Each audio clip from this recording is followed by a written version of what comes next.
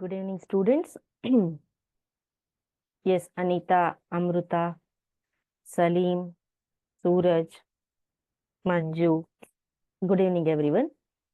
ಇನ್ನು ಹಿಂದಿನ ತರಗತಿಯಲ್ಲಿ ನಾವು ಜೀವಕ್ರಿಯೆಗಳ ಬಗ್ಗೆ ಪಾಠವನ್ನ ಸ್ಟಾರ್ಟ್ ಮಾಡಿದ್ವಿ, ಹೌದಾ? ಸೊ ಜೀವಕ್ರಿಯೆಗಳಲ್ಲಿ ಯಾಕೆ ಅವನ ಜೀವಕ್ರಿಯೆ ಅಂತ ಕರೀತಾರೆ? ಯಾವ ಕ್ರಿಯೆಗಳಿಗೆ ಜೀವಕ್ರಿಯೆ ಅಂತ ಕರೀತಾರೆ? ಆಮೇಲೆ ಮೊದಲನೇದಾಗಿ ಪೋಷಣೆ ಅನ್ನೋ ಒಂದು ಕಾನ್ಸೆಪ್ಟ್ ಅನ್ನ ನೋಡಿದ್ವಿ ಅಲ್ವಾ? ಸೊ ಪೋಷಣೆ ಅಂದ್ರೆ ಏನು? ಆಹಾರವನ್ನ ತೆಗೆದುಕೊಂಡು ಅದರಿಂದ ಶಕ್ತಿಯನ್ನ ತೆಗೆದುಕೊಳ್ಳುವುದು. ಸೊ ಅದಕ್ಕೆ ನಾವೇನಂತ ಕರಿತೀವಿ? ಪೋಷಣೆ ಅಂತ ಕರಿತೇವೆ, ಹೌದಾ? ಸೊ ಈಗ ಪೋಷಣೆ ಅಂತ ಅಂದಾಗ ಮಕ್ಕಳೇ, ಪೋಷಣೆಯಲ್ಲಿ ಕೆಲವೊಂದಿಷ್ಟು ಜೀವಿಗಳು ತಮ್ಮ ಆಹಾರವನ್ನ ತಾವೇ ತಯಾರಿಸಿಕೊಳ್ತವೆ. ಅಂತಹ ಜೀವಿಗಳಿಗೆ ನಾವೇನಂತ ಕರಿತೇವೆ? ಎಸ್, ಅಂಥ ಜೀವಿಗಳಿಗೆ ನಾವೇನಂತ ಕರಿತೇವೆ? ತಮ್ಮ ಆಹಾರವನ್ನ ತಾವೇ ತಯಾರು ಮಾಡಿಕೊಳ್ಳುವಂತಹ ಜೀವಿಗಳಿಗೆ ಯಾವ ಜೀವಿಗಳು ಅಂತ ಕರಿತೇವೆ?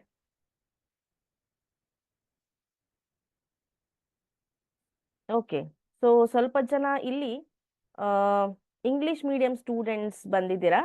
ಸೊ ಇವತ್ತು ಸೈನ್ಸ್ ಕನ್ನಡ ಮೀಡಿಯಂ ಇರುತ್ತೆ, ಓಕೆನಾ? So Thursday, Friday, Saturday, Sunday Kannada medium ಇರುತ್ತೆ science. Monday, Tuesday, Wednesday English medium ಇರುತ್ತೆ. ಸೊ ಯಾರು ಇಂಗ್ಲಿಷ್ ಮೀಡಿಯಂದವರು ಇದ್ರೋ ಇವತ್ತು ನಿಮಗೆ ಮ್ಯಾಥ್ಸ್ ಕ್ಲಾಸ್ ಇದೆ, ನೀವು ಮ್ಯಾಥ್ಸ್ ಕ್ಲಾಸ್ ಅನ್ನ ಅಟೆಂಡ್ ಮಾಡಬಹುದು. Okay, fine. So very good. Amrutha answered it ಸ್ವಪೋಷಕಗಳು. ನಾಗರಾಜು ಆನ್ಸರ್ಡ್ ಇಟ್ ಸ್ವಪೋಷಕಗಳು. ಅಂದ್ರೆ ಸ್ವಂತವಾಗಿ ತಮ್ಮ ಪೋಷಣೆಯನ್ನ ಮಾಡಿಕೊಳ್ಳುವಂತಹ ಒಂದು ಜೀವಿಗಳಿಗೆ ಸ್ವಪೋಷಕಗಳು ಅಂತ ಕರಿತೇವೆ. ಇದರ ಉದಾಹರಣೆಗಳು ಯಾವುದು ಮಕ್ಕಳೇ? ಯಾರಾದ್ರೂ ಹೇಳ್ತೀರಾ? ಎಕ್ಸಾಂಪಲ್ ಏನು ಇದಕ್ಕೆ? ಎಸ್, ಅಜಯ್ ಗೌಡ. ಇನ್ನೊಂದು ಪರಪೋಷಕ ಜೀವಿಗಳು ಅಥವಾ ಪರಪೋಷಕಗಳು ಅಂತಾನು ಹೇಳ್ಬೋದು. ಕರೆಕ್ಟ್. ಈಗ ಸ್ವಪೋಷಕಗಳ ಉದಾಹರಣೆಯನ್ನ ಕೊಡಿ. ಸ್ವಪೋಷಕಗಳ ಉದಾಹರಣೆ ಏನು? English medium class is already started. Maths class is already started. It is also live. English medium students can join in there. Very good. ಹಸಿರು ಸಸ್ಯಗಳು ಮತ್ತು ಕೆಲವು ಬ್ಯಾಕ್ಟೀರಿಯಾಗಳು ಏನಾಗ್ತವೆ? ಈ ಸ್ವಪೋಷಕ ಜೀವಿಗಳಿಗೆ ಉದಾಹರಣೆಯಾಗಿವೆ. ಸಾರಿ, ನೆಕ್ಸ್ಟ್ ಬರೋದು ನಮ್ಮ ಪರಪೋಷಕ ಜೀವಿಗಳು. ಅಂದ್ರೆ ಬೇರೆ ಒಂದು ಜೀವಿಗಳ ಮೇಲೆ ಪೋಷಣೆಗಾಗಿ ಏನಾಗಿರ್ತವೆ? ಇವು ಅವಲಂಬಿತವಾಗಿರ್ತವೆ. ಇನ್ನು ಪರಪೋಷಕ ಜೀವಿಗಳಲ್ಲಿ ಕೆಲವೊಂದಿಷ್ಟು ಜೀವಿಗಳು ಏನ್ ಮಾಡ್ತವೆ? ಬೇರೆ ಜೀವಿಗೆ ತೊಂದರೆ ಕೊಟ್ಟು ಅವುಗಳಿಂದ ಪೋಷಣೆಯನ್ನ ಪಡಿತವೆ. ಅಂಥ ಒಂದು ಜೀವಿಗಳಿಗೆ ಪರಾವಲಂಬಿ ಜೀವಿಗಳು ಅಥವಾ ಪ್ಯಾರಾಸೈಟ್ಸ್ ಅಂತ ನಾವು ಕರಿತೇವೆ, ಹೌದಾ? ಸೊ ಸ್ವಪೋಷಕ ಜೀವಿಗಳು, ಪರಪೋಷಕ ಜೀವಿಗಳು. ಇನ್ನು ಸಸ್ಯಗಳಲ್ಲಿನ ಪೋಷಣೆಗೆ ಬಂದಾಗ ಸೊ ಯಾವ ರೀತಿ ಸಸ್ಯಗಳು ತಮ್ಮ ಪೋಷಣೆಯನ್ನ ಪಡೆದುಕೊಳ್ತವೆ? ಯಾರಾದ್ರೂ ಹೇಳ್ತೀರಾ?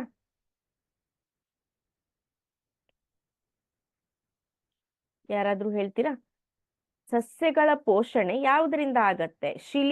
ರವಿ, ಶಿಲೀಂಧ್ರ ಅನ್ನೋದು ಪರಪೋಷಕಕ್ಕೆ ಉದಾಹರಣೆ. ಓಕೆ,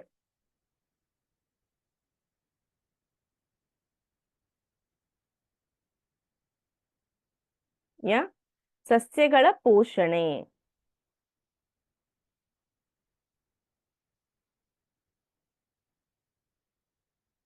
ಯಾವುದರಿಂದ ಆಗತ್ತೆ? ಹೌದು, ಸನ್ಲೈಟ್ ಅಂತ ಹೇಳ್ತಿದ್ದೀರಾ. ಸನ್ಲೈಟ್ ಇಂದ, ನೀರಿನಿಂದ. ಆ ಕ್ರಿಯೆಗೆ ಏನಂತ ಕರಿತೀವಿ ನಾವು?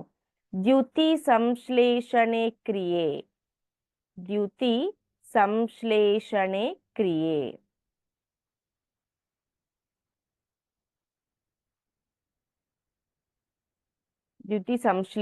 ಕ್ರಿಯೆ, ಹೌದಾ? ಸೊ ಈ ದ್ಯುತಿ ಸಂಶ್ಲೇಷಣೆ ಕ್ರಿಯೆಗೆ ಏನೇನ್ ಬೇಕಪ್ಪ? ದ್ಯುತಿ ಸಂಶ್ಲೇಷಣೆ ಕ್ರಿಯೆಗೆ ಏನೇನ್ ಬೇಕು ಹೇಳಿ.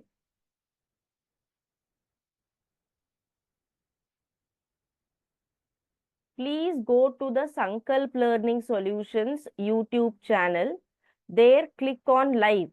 ಲೈವ್ ಅಲ್ಲಿ ಎರಡು ಇರುತ್ತೆ ನಿಮಗೆ. ಒಂದು ಮ್ಯಾಥ್ಸ್ ಕ್ಲಾಸ್ ಲೈವ್ ತೋರಿಸ್ತಾ ಇರುತ್ತೆ, ಇನ್ನೊಂದು PUC ಕ್ಲಾಸ್ ಲೈವ್ ತೋರಿಸ್ತಾ ಇರುತ್ತೆ, ಇನ್ನೊಂದು ಕನ್ನಡ ಮೀಡಿಯಂ ಲೈವ್ ತೋರಿಸ್ತಾ ಇರುತ್ತೆ. ಸೊ ಇಂಗ್ಲಿಷ್ ಮೀಡಿಯಂ ಲೈವ್ಗೆ ಕ್ಲಿಕ್ ಮಾಡಿದ್ರೆ ಮ್ಯಾಥ್ಸ್ ಕ್ಲಾಸ್ ಬರುತ್ತೆ. ಓಕೆ.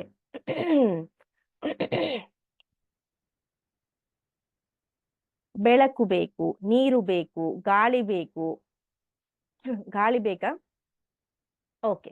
ಸೊ ಇಲ್ಲಿ ಏನೇನ್ ಬೇಕು ಅಂದ್ರೆ ಕಾರ್ಬನ್ ಡೈಆಕ್ಸೈಡ್, ನೀರು, ಬೆಳಕಿನ ಒಂದು ಏನ್ ಹೇಳ್ತಾರೆ ಪ್ರೆಸೆನ್ಸ್ ಅಲ್ಲಿ, ಹೌದಾ, ಬೆಳಕಿನ ಉಪಸ್ಥಿತಿಯಲ್ಲಿ, ಹೌದಾ, ಕ್ಲೋರೋಫಿಲ್ ಇಂದ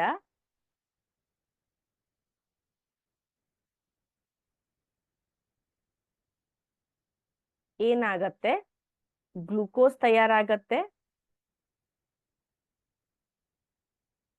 ಹೌದಾ, plus oxygen plus water. Okay. So ಈ ರೀತಿ ಏನಾಗತ್ತೆ, ಇಲ್ಲಿ ದ್ಯುತಿ ಸಂಶ್ಲೇಷಣೆ ಕ್ರಿಯೆ ನಡೆಯುತ್ತೆ. ಈಗ ಹೇಳಿ, ಈ ಇಂಗಾಲದ ಡೈಆಕ್ಸೈಡ್ ಯಾವ ರೀತಿ ಬರುತ್ತೆ? ಸಸ್ಯಗಳು ಯಾವುದರ ಮುಖಾಂತರ ಇಂಗಾಲದ ಡೈಆಕ್ಸೈಡ್ ಅನ್ನು ತೆಗೆದುಕೊಳ್ತಾವೆ? ನೀರು ಬೇರಿನಿಂದ ಬರುತ್ತೆ ಅಲ್ವಾ? ಇನ್ನು ಇಂಗಾಲದ ಡೈಆಕ್ಸೈಡ್ ಯಾವ ರೀತಿ ಬರುತ್ತೆ?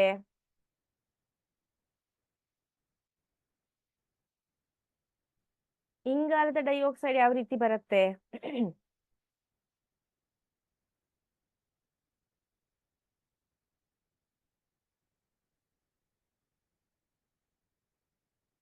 ಬೇಗ. Very good. ಪತ್ರರಂಧ್ರದ ಮೂಲಕ. ಅಮೃತ ಆನ್ಸರ್ಡ್ ಇಟ್. ಪತ್ರರಂಧ್ರಗಳ ಮೂಲಕ, ಅಥವಾ ನಾವೇನ್ ಹೇಳ್ತೇವೆ ಸ್ಟೊಮ್ಯಾಟಗಳ ಮೂಲಕ ಅಂತ ಹೇಳ್ತೇವೆ, ಹೌದಾ? So just a minute. ಪತ್ರರಂಧ್ರಗಳ ಮೂಲಕ. ನೆಕ್ಸ್ಟ್, ನೀರು ನಮ್ಮ ಬೆಳಕಿನಿಂದ ಬರುತ್ತೆ. ಇದಾದ್ಮೇಲೆ ನಾವೇನ್ ನೋಡಿದ್ವಿ? ಅಮೀಬಾದಲ್ಲಿ ಜೀರ್ಣಕ್ರಿಯೆಯನ್ನ ನೋಡಿದ್ವಿ. So ಅಮೀಬಾದಲ್ಲಿ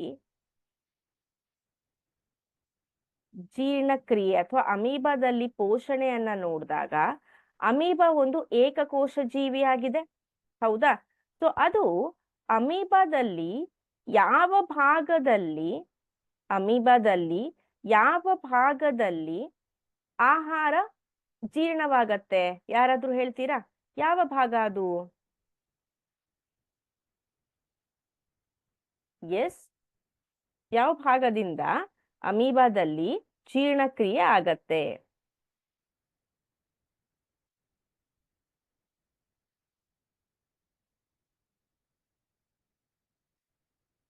S dear students.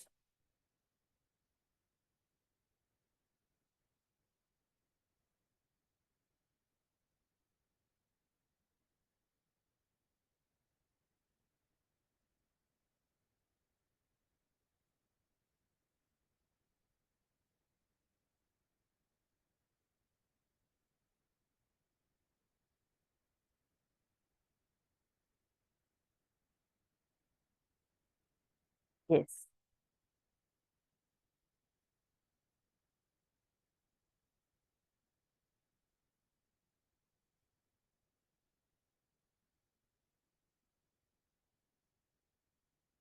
Very good. ರಸದಾನಿ. ಯಾರು ಹೇಳಿದ್ರು ಈ ಆನ್ಸರ್ ಅನ್ನ?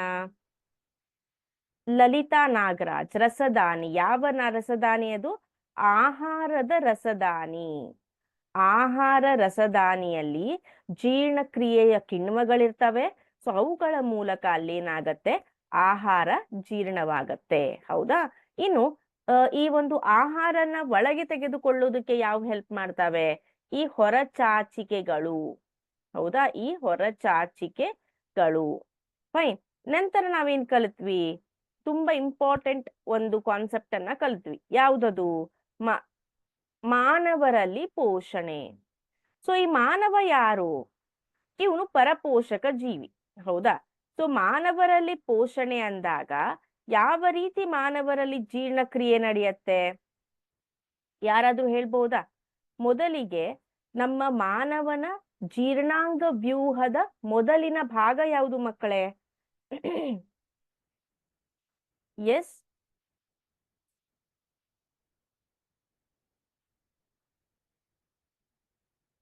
ಓಕೆ. ಇವತ್ತು ಇಂಗ್ಲಿಷ್ ಮೀಡಿಯಂಗೆ ಕ್ಲಾಸ್ ಇಲ್ಲ ಅಂತೆ, ಮ್ಯಾಥ್ಸ್ ಲೈವ್ ಸೆಷನ್ ಇಲ್ಲ.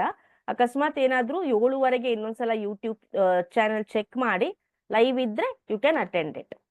ಅದರ್ವೈಸ್ ಯಾರ್ಯಾರು ಇಂಗ್ಲಿಷ್ ಮೀಡಿಯಂ ಸ್ಟೂಡೆಂಟ್ಸ್ ಇದ್ದೀರೋ you can go from this session. Interest ಇದ್ರೆ, ನಿಮ್ಗೆ ಅರ್ಥ ಆಗ್ತಿದ್ರೆ ಕನ್ನಡ ಮೀಡಿಯಂ ಸೆಷನ್ ಕುತ್ಕೋಬಹುದು. Okay okay, yes, Ravana answered it, Rakshitha answered it, ಬಾಯಿ ಅಂತ ಹೇಳ್ತಿದ್ದೀರಾ, ಹೌದಾ? ಸೊ ಬಾಯಿಯಲ್ಲಿ ಏನಾಗತ್ತೆ, ಆಹಾರ ಪದಾರ್ಥದಲ್ಲೂ ಚಿಕ್ಕದಾಗಿ ಏನಾಗ್ತವೆ, ಲಾಲಾರಸದ ಜೊತೆ ಬೆರಿತಾವೆ, ಹೌದಾ? ಸಾಫ್ಟ್ ಆಗ್ತವೆ. ಇನ್ನು ನಾಲಿಗೆ ಏನ್ ಮಾಡತ್ತೆ, ಆಹಾರವನ್ನ ಅನ್ನನಾಳಕ್ಕೆ ಕಳಿಸುವ ವ್ಯವಸ್ಥೆಯನ್ನ ಮಾಡತ್ತೆ. ಇನ್ನು ಬಾಯಿಯಲ್ಲಿರುವ ಲಾಲಾರಸ ಇರತ್ತಲ್ವಾ, ಲಾಲಾರಸದಲ್ಲಿ ಒಂದು ಕಿಣ್ವ ಇರತ್ತೆ. ಅದ್ರ ಹೆಸರೇನು? ಲಾಲಾರಸದಲ್ಲಿರುವ ಕಿಣ್ವದ ಹೆಸರೇನು? ಎಸ್, ನಿನ್ನೆ ಹೇಳಿದ್ದೆ ನಾನು. ಲಾಲಾರಸದಲ್ಲಿರುವ ಕಿಣ್ವದ ಹೆಸರೇನು? ಬೇಗ.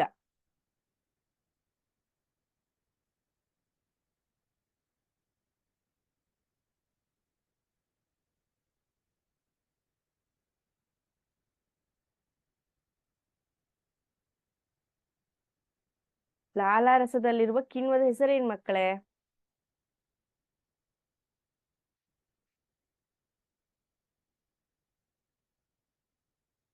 ಓಕೆ,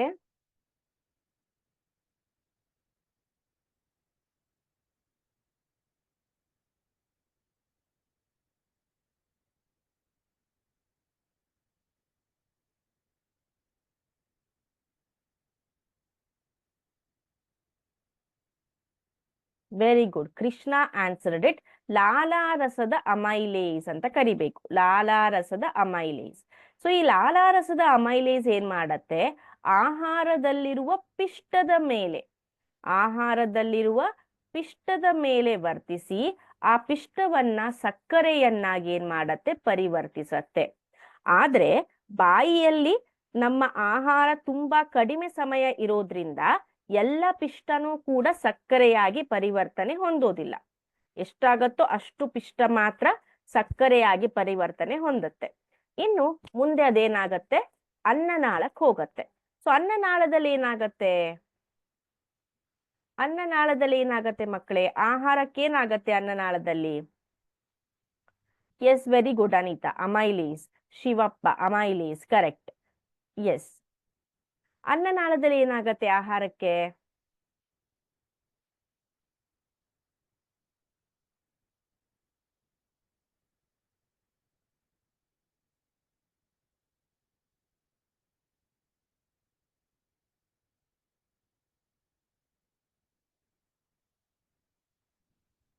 ಜೀರ್ಣ ಆಗಲ್ಲ. ಅನ್ನನಾಳದಲ್ಲಿ ಯಾವುದೇ ರೀತಿಯ ಜೀರ್ಣಕ್ರಿಯೆ ನಡೆಯೋದಿಲ್ಲ. ಏನಾಗತ್ತೆ, ಈ ರೀತಿ ಮೂವ್ ಆಗತ್ತೆ. ನಮ್ಮ ಆಹಾರ ಈ ರೀತಿ ಮೂವ್ ಆಗ್ತಾ ಹೋಗುತ್ತೆ. ಸೊ ಇದಕ್ಕೆ ನಾವೇನಂತ ಕರಿತೇವೆ? ಓಕೆ, ನೀವು someone answered it, Vinay yes. So ಇದಕ್ಕೆ ಸಂಕುಚನ ಕ್ರಿಯೆ. ಸೊ ಅನ್ನನಾಳದಲ್ಲಿ ಸಂಕುಚನ ಕ್ರಿಯೆ ಆಗತ್ತೆ. ಅನ್ನನಾಳದಲ್ಲಿ ಸಂಕುಚನ ಕ್ರಿಯೆ ಆದ್ಮೇಲೆ ನಂತರ ನಮ್ಮ ಆಹಾರ ಹೋಗುವುದು ಜಠರಕ್ಕೆ. ಸೊ ಜಠರದಲ್ಲಿ ಏನಿದೆ, ಹೈಡ್ರೋಕ್ಲೋರಿಕ್ ಆಮ್ಲ ಇದೆ, ಹೌದಾ? ಮತ್ತೆ ಯಾವ ಒಂದು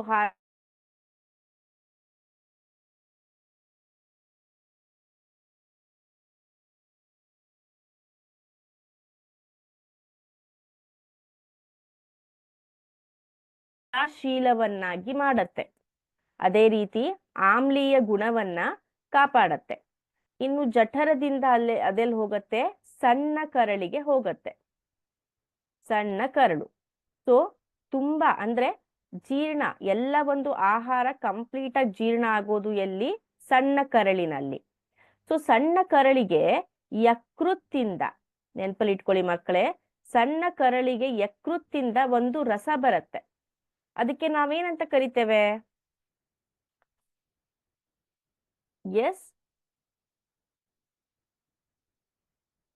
ಎಸ್ ರವೀಶ, ಅನ್ನನಾಳದ್ದು ಸಂಕುಚನ ಕ್ರಿಯೆ ಆಯಿತು. ಇನ್ನು ಸಣ್ಣ ಕರುಳಿಗೆ ಯಕೃತ್ತಿಂದ ಒಂದು ರಸ ಬರುತ್ತೆ, ಅದಕ್ಕೆ ನಾವೇನಂತ ಕರಿತೇವೆ?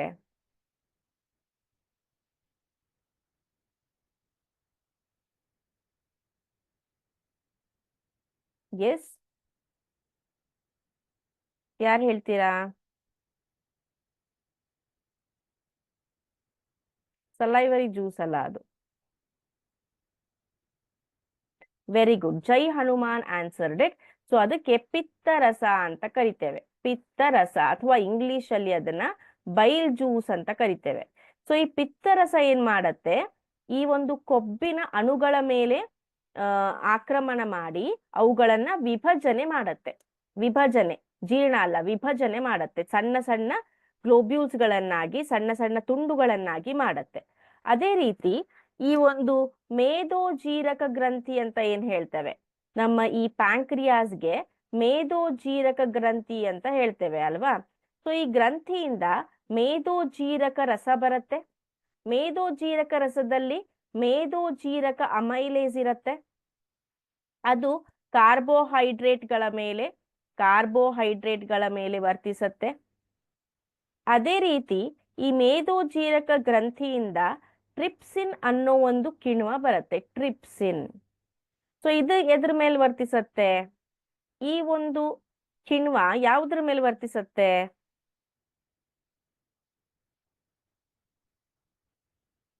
S anyone? ಟ್ರಿಪ್ಸಿನ್ ಅನ್ನೋ ಕಿಣ್ವ ಯಾವುದ್ರ ಮೇಲೆ ವರ್ತಿಸತ್ತೆ?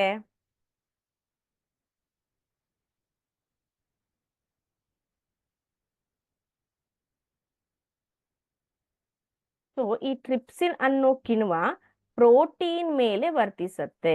ಪ್ರೋಟೀನ್ ಮೇಲೆ ಪ್ರೋಟೀನ್ ಮೇಲೆ ವರ್ತಿಸತ್ತೆ. ಓಕೆನಾ? ಅದಾದ್ಮೇಲೆ ಮತ್ತೆ ಇದರಲ್ಲಿ ಸಣ್ಣ ಕರುಳಿನ ನಮ್ಮ ರಸದಲ್ಲಿ ಕೂಡ ಅನೇಕ ಕಿಣ್ವಗಳಿರ್ತವೆ. ಅವು ಎಲ್ಲ ಒಂದು ಸಂಕೀರ್ಣವಾದಂತಹ ಅಣುಗಳನ್ನ ಸರಳವಾದಂತಹ ಅಣುಗಳನ್ನಾಗಿ ಮಾಡಿ ಹೀರುವಿಕೆಗೆ ಅನುವು ಮಾಡಿಕೊಡ್ತವೆ. ಇಲ್ಲಿ ಕಾರ್ಬೋಹೈಡ್ರೇಟ್ಸ್ಗಳು ಅಂತ ಏನ್ ಹೇಳ್ತೇವೆ, ಸೊ ಇವು ಸಂಕೀರ್ಣ ಅಣುಗಳು. ಸೊ ಇವು ಸಣ್ಣ ಕರುಳಿನಲ್ಲಿ ಸಕ್ಕರೆಯಾಗಿ ಅಂತಿಮ ಉತ್ಪನ್ನವಾಗಿ ಹೀರುವಿಕೆಗೊಳ್ತವೆ. ಇನ್ನು ಪ್ರೋಟೀನ್ ಅಂತ ಬಂದಾಗ ಇವು ಕೂಡ ಸಂಕೀರ್ಣ ಅಣುಗಳು. ಇವು ಅಮೈನೋ ಆಮ್ಲಗಳಾಗಿ, ಯಾವ ಆಮ್ಲಗಳು? ಅಮೈನೋ ಆಮ್ಲಗಳಾಗಿ ಸರಳ ಸರಳ ವಸ್ತುಗಳಾಗಿ ಆಮ್ಲಗಳು. ಓಕೆ, ಅದಾದ್ಮೇಲೆ ನಮ್ಮ ಕೊಬ್ಬು, ಫ್ಯಾಟ್ಸ್ ಅಂತ ಏನ್ ಕರಿತೇವೆ, ಸೊ ಇವು ಕೊಬ್ಬಿನ ಆಮ್ಲ. ಇದು ಕೊಬ್ಬಿನ ಆಮ್ಲ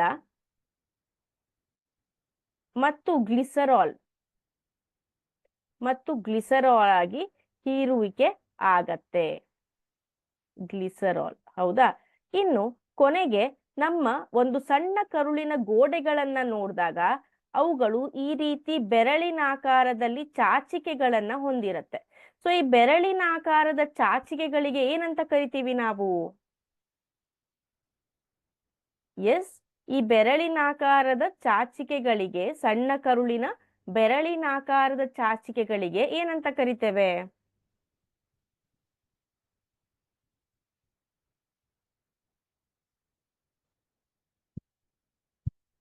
S, trypsin acts on protein. Exactly correct.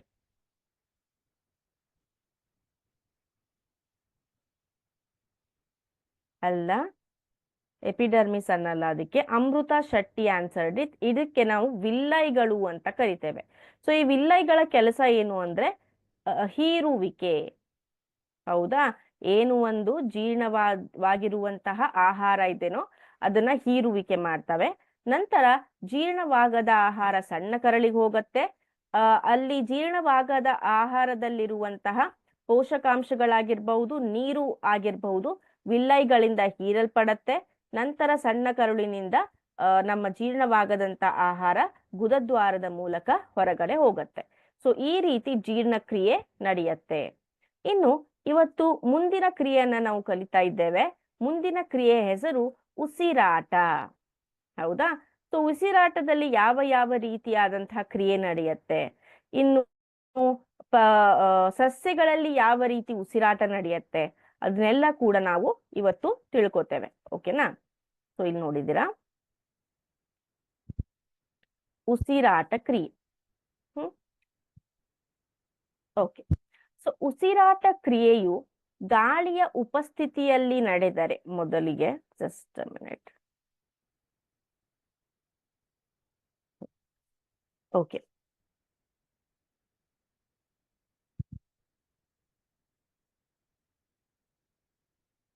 ಮೊದಲಿಗೆ ಉಸಿರಾಟ ಅಂದ್ರೇನು ಅಂತ ತಿಳ್ಕೊಳ್ಳೋಣ. ಉಸಿರಾಟ ಅಂದ್ರೇನು? ಅದು ನಮ್ಮ ಗ್ಲುಕೋಸ್ ಇರತ್ತಲ್ಲ, ಸಕ್ಕರೆಯ ವಿಭಜನೆ. ಯಾಕೆ ಅಂತ ಅಂದ್ರೆ ಈ ಉಸಿರಾಟದಲ್ಲಿ ಸಕ್ಕರೆಯು ವಿಭಜನೆಗೊಂಡು ಶಕ್ತಿಯನ್ನ ಏನ್ ಮಾಡತ್ತೆ? ಶಕ್ತಿಯನ್ನ ಕೊಡತ್ತೆ. ಹೌದಾ? ಶಕ್ತಿಯನ್ನ ಕೊಡತ್ತೆ. ಸೊ ಇದು ಉಸಿರಾಟ ಕ್ರಿಯೆ. ಸೊ ಉಸಿರಾಟ ಕ್ರಿಯೆಯಲ್ಲಿ 2 ವಿಧ ಇದೆ, based on presence and absence of oxygen. Oxygen ಉಪಸ್ಥಿತಿ ಮತ್ತು ಅನುಪಸ್ಥಿತಿಯಲ್ಲಿ ಉಸಿರಾಟ ಕ್ರಿಯೆಯಲ್ಲಿ 2 ವಿಧ ಇದೆ. ಒಂದು ವಾಯುವಿಕ ಉಸಿರಾಟ ಕ್ರಿಯೆ ಅಂತ ಕರಿತೇವೆ, ಎರಡನೇದು ಅವಾಯುವಿಕ ಉಸಿರಾಟ ಕ್ರಿಯೆ. ವಾಯುವಿಕ, ಅದರ ಹೆಸರೇ ಹೇಳೋ ಹಾಗೆ ಮಕ್ಕಳೇ, ವಾಯುವಿಕ ಉಸಿರಾಟ ಕ್ರಿಯೆ ಅಂದ್ರೆ ಯಾವ ಒಂದು ಉಸಿರಾಟ ಕ್ರಿಯೆಯು ಆಕ್ಸಿಜನ್ ಉಪಸ್ಥಿತಿಯಲ್ಲಿ ನಡೆಯತ್ತೋ, ಅಂದ್ರೆ ಆಕ್ಸಿಜನ್ ಇರಬೇಕು ಉಸಿರಾಟ ಆಗುವಾಗ. ಸೊ ಅಂಥ ಒಂದು ಉಸಿರಾಟ ಕ್ರಿಯೆಗೆ ನಾವು ವಾಯುವಿಕ ಉಸಿರಾಟ ಕ್ರಿಯೆ, ಇದರ ಇಂಗ್ಲಿಷ್ ಅಲ್ಲಿ ಏರೋಬಿಕ್ ರೆಸ್ಪಿರೇಷನ್ ಅಂತ ಕರಿತೇವೆ. ಹೌದಾ? Aerobic respiration. ಓಕೆ. ನೆಕ್ಸ್ಟ್, ಉಸಿರಾಟ ಕ್ರಿಯೆಯು ಗಾಳಿಯ ಅನುಪಸ್ಥಿತಿಯಲ್ಲಿ ನಡೆದರೆ ಕೆಲವೊಂದಿಷ್ಟು ಜೀವಿಗಳಲ್ಲಿ, ಫಾರ್ ಎಕ್ಸಾಂಪಲ್ ಈಸ್ಟ್ ಅಂತ ಕರಿತೇವೆ, ಇದು ಶಿಲೀಂಧ್ರದ ಒಂದು ಉದಾಹರಣೆ, ಈಸ್ಟ್. ಸೊ ಈ ಈಸ್ಟ್ ಅಲ್ಲಿ ಇಲ್ಲಿ ಆಕ್ಸಿಜನ್ ಇಲ್ಲದೆ, ಆಕ್ಸಿಜನ್ ಅನುಪಸ್ಥಿತಿಯಲ್ಲಿ ಉಸಿರಾಟ ಕ್ರಿಯೆ ನಡೆಯುತ್ತೆ. ಹೌದಾ? ಅಂಥ ಒಂದು ಉಸಿರಾಟ ಕ್ರಿಯೆಗೆ ನಾವು ಅವಾಯುವಿಕ, ಇಲ್ಲಿ ನೋಡ್ತಾ ಇದ್ದೀರಾ ನೀವು, ಅವಾಯುವಿಕ ಉಸಿರಾಟ ಕ್ರಿಯೆ ಅಂತ ಕರೀತಾರೆ. ಹೌದಾ? ಸೊ 2 ತರಹದ ಉಸಿರಾಟ ಕ್ರಿಯೆ ಇದೆ, ಒಂದು ವಾಯುವಿಕ ಉಸಿರಾಟ ಕ್ರಿಯೆ, ಇನ್ನೊಂದು ಅವಾಯುವಿಕ ಉಸಿರಾಟ ಕ್ರಿಯೆ. ಸೊ ವಾಯುವಿಕ ಉಸಿರಾಟ ಕ್ರಿಯೆ ಇದ್ದಾಗ ಅಲ್ಲಿ ರಾಸಾಯನಿಕ ಕ್ರಿಯೆ ನಡೆದಾಗ ಅವುಗಳ ಉತ್ಪನ್ನಗಳು ಬೇರೆ ಇರ್ತವೆ. ಅದೇ ರೀತಿ ಅವಾಯುವಿಕ ಉಸಿರಾಟ ಕ್ರಿಯೆಯಲ್ಲಿ ಅವುಗಳ ಉತ್ಪನ್ನಗಳು ಬೇರೆ ಇರ್ತವೆ. ಅವೇನು ಅನ್ನೋದನ್ನ ನೋಡೋಣ. ಓಕೆನಾ? ನೆಕ್ಸ್ಟ್ ಇಲ್ಲಿ ನೋಡಿ, ಕೋಶೀಯ ಉಸಿರಾಟ ಅಂದ್ರೆ ಒಂದು ಜೀವಕೋಶ ಉಸಿರಾಟದ ಸಮಯದಲ್ಲಿ ಬಿಡುಗಡೆಯಾಗುವ ಶಕ್ತಿಯು ಜೀವಕೋಶದ ಎಲ್ಲ ಚಟುವಟಿಕೆಗಳಿಗೆ ಇಂಧನವಾಗಿ ಬಳಸುವ ಎಟಿಪಿ ಎಂಬ ಅಣುವನ್ನು ಸಂಶ್ಲೇಷಿಸಲು ಬೇಕಾಗುತ್ತದೆ. ಸೊ ಈ ಉಸಿರಾಟ ಕ್ರಿಯೆಯಲ್ಲಿ ಏನು ಶಕ್ತಿ ಬಿಡುಗಡೆ ಆಗಿರತ್ತೋ ಆ ಶಕ್ತಿ ಎಟಿಪಿ ಅಂದ್ರೆ ಅಡಿನೋಸಿನ್ ಟ್ರೈಫಾಸ್ಫೇಟ್ ಅಂತ ಕರಿತೇವೆ, ಇದು ಒಂದು ಇಂಧನ. ಹೌದಾ? ಶಕ್ತಿಯ ಇಂಧನ ಅಂತ ಕರಿತೇವೆ. ಸೊ ಇದನ್ನ ಈ ಅಣುವನ್ನ ಸಂಶ್ಲೇಷಿಸಲು, ಅದು ಸಂಶ್ಲೇಷಣೆಗೊಂಡ್ರೆ ನಮಗೆ ಶಕ್ತಿ ಸಿಗತ್ತೆ, ಅದಕ್ಕೆ ಇದೇನಾಗತ್ತೆ? ಯೂಸ್ ಆಗತ್ತೆ ಅಂತ ಹೇಳ್ಬಹುದು. ಹೌದಾ? ಸೊ ಇಲ್ಲಿ ಈ ಶಕ್ತಿಯು ಜೀವಕೋಶದೊಳಗಿನ ಅಂತರುಷ್ಣಕ ಕ್ರಿಯೆಗಳನ್ನು ನಡೆಸಲು ಸಹಾಯಕವಾಗಿದೆ. ಸೊ ಈ ಎಟಿಪಿ ಸಂಶ್ಲೇಷಣೆದಿಂದ ನಮಗೇನ್ ಶಕ್ತಿ ಬರುತ್ತೆ, ಸೊ ಅದು ಯಾವ್ದಕ್ಕೆ ಉಪಯೋಗ ಆಗತ್ತಂದ್ರೆ ನಮ್ಮ ಜೀವಕೋಶದಲ್ಲಿನ ಅಂತರುಷ್ಣಕ ಅಂದ್ರೆ ಎಂಡೋಥರ್ಮಿಕ್ ಕ್ರಿಯೆಗಳು ಅಂತ ಏನ್ ಹೇಳ್ತೇವೆ, ಈ ಒಂದು ಶಕ್ತಿಯನ್ನ ಹೀರಿಕೊಂಡು ರಾಸಾಯನಿಕ ಕ್ರಿಯೆ ನಡೆದ್ರೆ ಅದಕ್ಕೆ ನಾವು ಅಂತರುಷ್ಣಕ ಕ್ರಿಯೆಗಳು ಅಂತ ಕರಿತೇವೆ. ಸೊ ಆ ಒಂದು ಅಂತರುಷ್ಣಕ ಕ್ರಿಯೆಗಳು ನಮ್ಮ ಜೀವಕೋಶಗಳಲ್ಲಿ ನಡೆಯುತ್ತದೆ. ಓಕೆ. ನೆಕ್ಸ್ಟ್ ಇಲ್ಲಿ ನೋಡಿ, ತುಂಬಾ ಇಂಪಾರ್ಟೆಂಟ್ ಫ್ಲೋ ಚಾರ್ಟ್ ಇದು. ಓಕೆ, ಇದು ನಿಮ್ಮ ಟೆಕ್ಸ್ಟ್ ಬುಕ್ ಅಲ್ಲೂ ಕೂಡ ಇದೆ. ಸೊ ಈ ನಿಮ್ ಫ್ಲೋ ಚಾರ್ಟ್ ಅರ್ಥ ಆಯ್ತು ಅಂದ್ರೆ ಓವರ್ ಆಲ್ ನಿಮಗೆ ಉಸಿರಾಟ ಕ್ರಿಯೆ ಅರ್ಥ ಆದಂಗೆ. ಓಕೆ, ಸೊ ನೀಟಾಗಿ ಗಮನಿಸಿ. ಸೊ ಇಲ್ಲಿ ಗ್ಲುಕೋಸ್ ಅನ್ನೋದು ಏನಿರತ್ತೆ ಮಕ್ಕಳೇ, ಇದು 6 ಕಾರ್ಬನ್ ಉಳ್ಳ ಒಂದು ಅಣು ಆಗಿರುತ್ತೆ. ಇಲ್ಲಿ ನೋಡಿ, ಇದರ ಎಷ್ಟು ಕಾರ್ಬನ್ ಇದೆ? 6 ಕಾರ್ಬನ್ ಇದೆ. ಸೊ ಈ 6 ಕಾರ್ಬನ್ ಉಳ್ಳ ಈ ಒಂದು ಕಾರ್ಬೋಹೈಡ್ರೇಟ್ ಏನಿದೆ ಕೋಶ ದ್ರವ್ಯದಲ್ಲಿ, ಕೋಶ ದ್ರವ್ಯ ಅಂದ್ರೆ ಏನು? ಹಿಂದಿನ ತರಗತಿಯಲ್ಲಿ ನಾವು ಜೀವಕೋಶಗಳ ಬಗ್ಗೆ ಕಲ್ತಿದ್ದೇವೆ ಅಲ್ವಾ? ಸೊ ಜೀವಕೋಶಗಳಲ್ಲಿ ಕೋಶ ಕೇಂದ್ರ ಇರುತ್ತೆ, ಅದೇ ರೀತಿ ರಸದಾನಿ ಇರತ್ತೆ, ಹೌದಾ? ಅದೇ ರೀತಿ ಕೋಶ ದ್ರವ್ಯ ರೂಪವಾದಂತಹ ಒಂದು ವಸ್ತು ಇರತ್ತೆ. ಸೊ ಅದಕ್ಕೆ ಕೋಶ ದ್ರವ್ಯ ಅಂತ ಕರಿತೇವೆ. ಸೊ ಈ ಕೋಶ ದ್ರವ್ಯದಲ್ಲಿ ಏನಾಗತ್ತೆ, ನಮ್ಮ ಈ ಗ್ಲುಕೋಸು ವಿಭಜನೆಗೊಳ್ಳತ್ತೆ. 6 ಕಾರ್ಬನ್ ಉಳ್ಳ ಗ್ಲುಕೋಸು 3 ಕಾರ್ಬನ್ ಉಳ್ಳ ಪೈರುವೇಟ್ ಆಗಿ ವಿಭಜನೆಯನ್ನ ಹೊಂದತ್ತೆ. ಸೊ 6 ಕಾರ್ಬನ್ ಅಂದ್ರೆ 3 ಕಾರ್ಬನ್ ಅಂದ್ರೆ 3 + 3 2 ಪೈರುವೇಟ್ಗಳು ಅಲ್ಲಿ ಏನಾಗ್ತವೆ, ಉತ್ಪತ್ತಿ ಆಗ್ತವೆ. ಇನ್ನು ಈ 3 ಕಾರ್ಬನ್ ಅಣು ಮತ್ತು ಶಕ್ತಿ, 3 ಕಾರ್ಬನ್ ಅಣುವಿನ ಜೊತೆ ಶಕ್ತಿ ಕೂಡ ಅಲ್ಲಿ ಬಿಡುಗಡೆ ಆಗತ್ತೆ. ಸೊ ಈ ಪೈರುವೇಟ್ ಏನಿದೆ, ಇದು ಆಕ್ಸಿಜನ್ ಉಪಸ್ಥಿತಿಯಲ್ಲಿ, ಮೊದಲಿಗೆ ಉಪಸ್ಥಿತಿಗೆ ಬರೋಣ. ಆಕ್ಸಿಜನ್ ಇದ್ದಾಗ, ಆಕ್ಸಿಜನ್ ಉಪಸ್ಥಿತಿಯಲ್ಲಿ ಈ ಪೈರುವೇಟು ಮೈಟೋಕಾಂಡ್ರಿಯಾ, ನಿಮ್ಗೆ ಗೊತ್ತಿರೋ ಹಾಗೆ ಮೈಟೋಕಾಂಡ್ರಿಯಾ ಒಂದು ಕಣದಂಗಳ, ಅದೇನ್ ಮಾಡತ್ತೆ, ಉಸಿರಾಟ ಕ್ರಿಯೆಯನ್ನ ಕೈಗೊಂಡು ಶಕ್ತಿಯನ್ನ ಬಿಡುಗಡೆ ಮಾಡತ್ತೆ. ಅದು ಈ ರೀತಿಯಾಗಿರತ್ತೆ, ಹೌದಾ? ಸೊ ಈ ರೀತಿಯಾಗಿರತ್ತೆ ಅದು, ರೈಟ್? ಸೊ ಈ ಮೈಟೋಕಾಂಡ್ರಿಯಾದಲ್ಲಿ ಏನಾಗತ್ತೆ, ಈ ಒಂದು ಪೈರುವೇಟ್ ಅನ್ನೋದು ಆಕ್ಸಿಜನ್ ಉಪಸ್ಥಿತಿಯಲ್ಲಿ ಆಕ್ಸಿಜನ್ ಜೊತೆ ವರ್ತಿಸಿ ಏನೇನ್ ನಮಗೆ ಉತ್ಪನ್ನಗಳನ್ನ ಕೊಡತ್ತೆ, ಕಾರ್ಬನ್ ಡೈಆಕ್ಸೈಡ್, ನೀರು ಮತ್ತೆ ಶಕ್ತಿ. Very very important.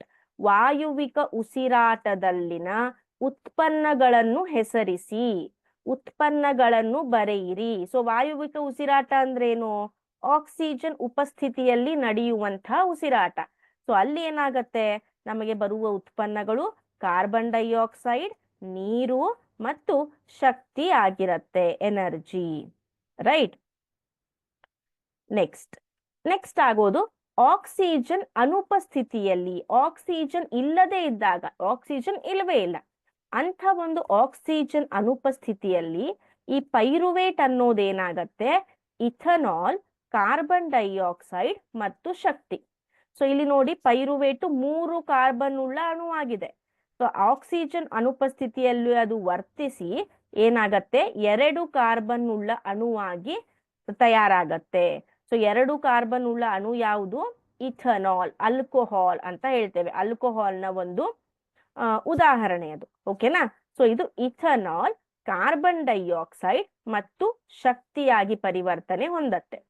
ಅದೇ ರೀತಿ ಆಕ್ಸಿಜನ್ ಕೊರತೆಯಿಂದ, ಏನಿದು ಆಕ್ಸಿಜನ್ ಕೊರತೆ ಅಂದ್ರೆ, ಆಕ್ಸಿಜನ್ ಕೊರತೆ ಅಂದ್ರೆ ಆಕ್ಸಿಜನ್ ಇರೋದು ಇಲ್ಲ, ಕಡಿಮೆನೂ ಇರೋದಿಲ್ಲ, ಜಾಸ್ತಿ ಇರೋದಿಲ್ಲ, ಕಡಿಮೆ ಇರತ್ತೆ. ಎಷ್ಟು ಬೇಕೋ ಅಷ್ಟು ಇರೋದಿಲ್ಲ, ಎಷ್ಟು ಪ್ರಮಾಣದಲ್ಲಿ ಬೇಕೋ ಅಷ್ಟು ಪ್ರಮಾಣದಲ್ಲಿ ಇರೋದಿಲ್ಲ. ಸೊ ಅವಾಗ ಆಕ್ಸಿಜನ್ ಕೊರತೆ ಅಂತ ಕರಿತೇವೆ.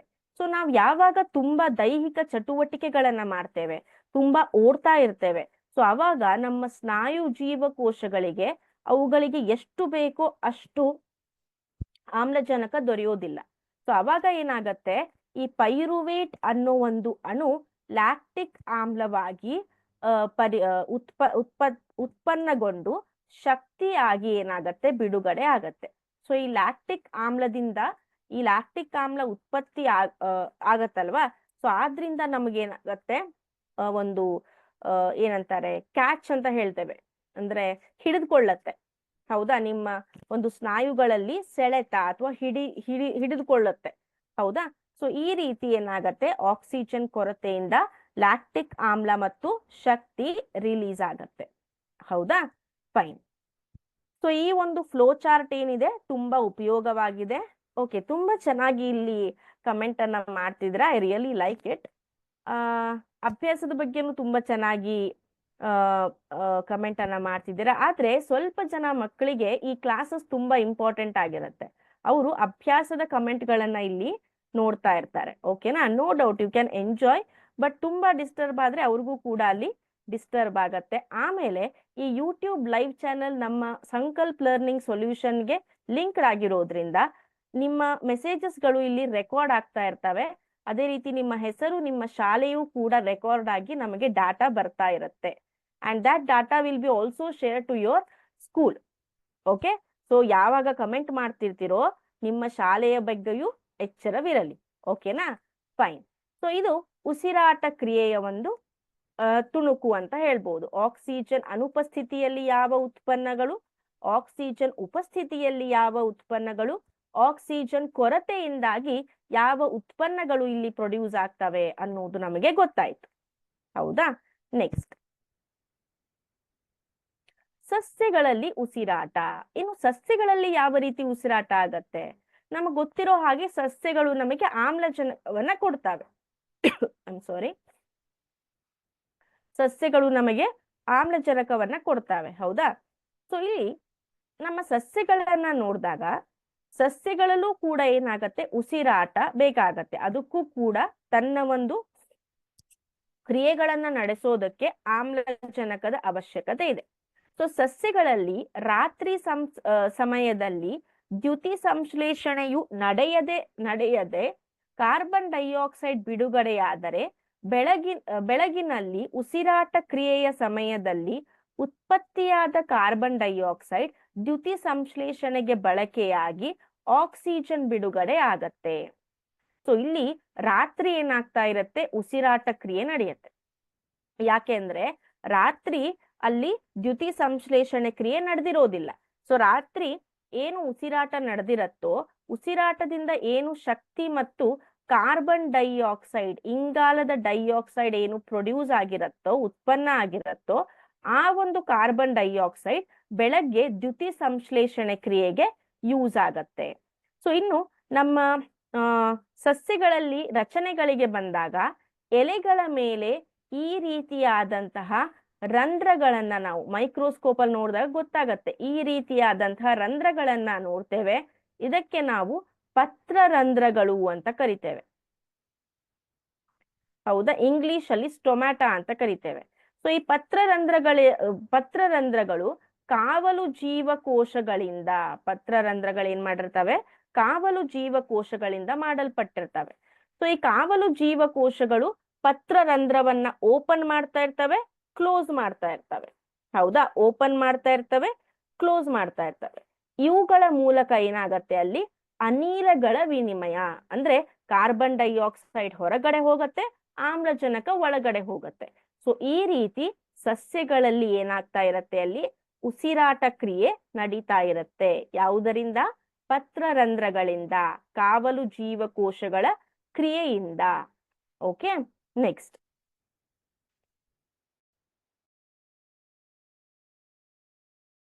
ಜಲಚರಗಳಲ್ಲಿ ಉಸಿರಾಟ. ಅಂದ್ರೆ ಏನು? ಅಕ್ವೆಟಿಕ್ ಆರ್ಗ್ಯಾನಿಸಮ್, ನೀರಿನಲ್ಲಿ ವಾಸಿಸುವಂತಹ ಜೀವಿಗಳು. ಹೌದಾ? ಸೊ ಇಲ್ಲಿ ಗಾಳಿಯಲ್ಲಿರುವ ಆಕ್ಸಿಜನ್ ಪ್ರಮಾಣಕ್ಕೆ ಹೋಲಿಸಿದರೆ ನೀರಿನಲ್ಲಿ ಕರಗಿರುವ ಆಕ್ಸಿಜನ್ ಪ್ರಮಾಣ ಕಡಿಮೆ. ಸೊ ನೀರಿನಲ್ಲಿ ಆಕ್ಸಿಜನ್ ಅನಿಲ ರೂಪದಲ್ಲಿ ಇರೋದಿಲ್ಲ. ನೀರಿನಲ್ಲಿ ಏನಾಗತ್ತೆ, ಅನಿಲ ರೂಪದ ಆಕ್ಸಿಜನ್ ಕರಗಿರತ್ತೆ. ಹೌದಾ? ಸೊ ಆದ್ರಿಂದ ಆಕ್ಸಿಜನ್ ಪ್ರಮಾಣ ನೀರಿನಲ್ಲಿ ಕಡಿಮೆ ಇರುತ್ತೆ.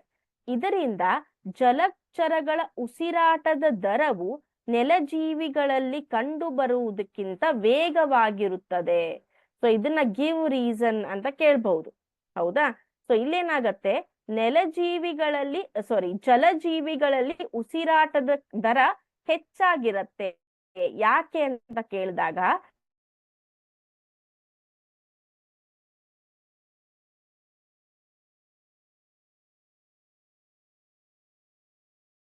ಇರತ್ತೆ, ಜಲಚರಗಳದ್ದು ಅದು ಜಾಸ್ತಿ ಇರತ್ತೆ. ಹೌದಾ? Fine, just minute. ಉಸಿರಾಟದ ದರ ಜಾಸ್ತಿ ಇರತ್ತೆ. ಆದ್ರಿಂದ ಜಲಚರಗಳಲ್ಲಿ ಉಸಿರಾಟ ಕ್ರಿಯೆ ಉಸಿರಾಟದ ದರ ಜಾಸ್ತಿ ಇರತ್ತೆ. ನೆಕ್ಸ್ಟ್, ಮೀನುಗಳು ತಮ್ಮ ಬಾಯಿಯ ಮೂಲಕ ನೀರನ್ನು ಒಳ ತೆಗೆದುಕೊಳ್ತಾವೆ. ಕಿವಿರುಗಳು, ನಾವೇನ್ ಗಿಲ್ಸ್ ಅಂತ ಕರಿತೇವೆ, ಅವುಗಳ ಕಡೆಗೆ ಬಲವಾಗಿ ನೀರನ್ನ ತಳ್ಳುತ್ತವೆ. ಆವಾಗ ನೀರಿನಲ್ಲಿ ಕರಗಿರುವಂತಹ ಆಕ್ಸಿಜನ್ ಏನಾಗತ್ತೆ, ಆ ಕಿವಿರುಗಳ ಮೂಲಕ ಮೀನಿಗೆ ಪೂರೈಸಲ್ಪಡುತ್ತೆ. ಯಾಕೆಂದ್ರೆ ಕಿವಿರುಗಳು ರಕ್ತನಾಳಗಳಿಂದ ಮಾಡಲ್ಪಟ್ಟಿರ್ತವೆ. ಸೊ ಯಾವಾಗ ನೀರು ತುಂಬಾ ಬಲವಾಗಿ ಅದಕ್ಕೆ ಕಿವಿರುಗಳಿಗೆ ಹೋಗಿ ಅಪ್ಪಳಿಸತ್ತೋ, ಈ ರಕ್ತನಾಳಗಳು ಏನ್ ಮಾಡ್ತವೆ, ಆ ನೀರಿನಲ್ಲಿರುವ ಆಕ್ಸಿಜನ್ ಅನ್ನ ಈ ಒಂದು ಮೀನಿನ ಶರೀರಕ್ಕೆ ಪೂರೈಕೆ ಮಾಡ್ತವೆ. ಹೌದಾ? ಈ ರೀತಿ ಜಲಚರಗಳಲ್ಲಿ ಏನಾಗತ್ತೆ, ಉಸಿರಾಟ ಕ್ರಿಯೆ ನಡೆಯತ್ತೆ. ಸೊ ಇಲ್ಲಿ ಅದೇ ರೀತಿ ಈಗ ಉಸಿರಾಟ ಕ್ರಿಯೆ ನಡೆದಾಗ ಏನಾಗತ್ತೆ, ನಮ್ಮ ಒಂದು ಗ್ಲುಕೋಸ್ ಏನಿರುತ್ತೆ ಆಕ್ಸಿಜನ್ ಉಪಸ್ಥಿತಿಯಲ್ಲಿ, ವಾಯುವಿಕ ಉಸಿರಾಟದ್ದು ಆಕ್ಸಿಜನ್ ಉಪಸ್ಥಿತಿಯಲ್ಲಿ ಕಾರ್ಬನ್ ಡೈಆಕ್ಸೈಡ್, ನೀರು ಮತ್ತೆ ಶಕ್ತಿಯಾಗಿ ಪರಿವರ್ತನೆಗೊಳ್ಳತ್ತೆ. ಹೌದಾ? ಅದೇ ರೀತಿ ಆಕ್ಸಿಜನ್ ಅನುಪಸ್ಥಿತಿಯಲ್ಲಿ, ಆಕ್ಸಿಜನ್ ಇಲ್ಲದೆ ಹೋದಾಗ ಅದೇನಾಗತ್ತೆ, ಲ್ಯಾಕ್ಟಿಕ್ ಆಸಿಡ್ ಅಥವಾ ಲ್ಯಾಕ್ಟಿಕ್ ಆಮ್ಲ, ಕಾರ್ಬನ್ ಡೈಆಕ್ಸೈಡ್ ಮತ್ತು ಶಕ್ತಿ ಅಂದ್ರೆ ಎನರ್ಜಿ,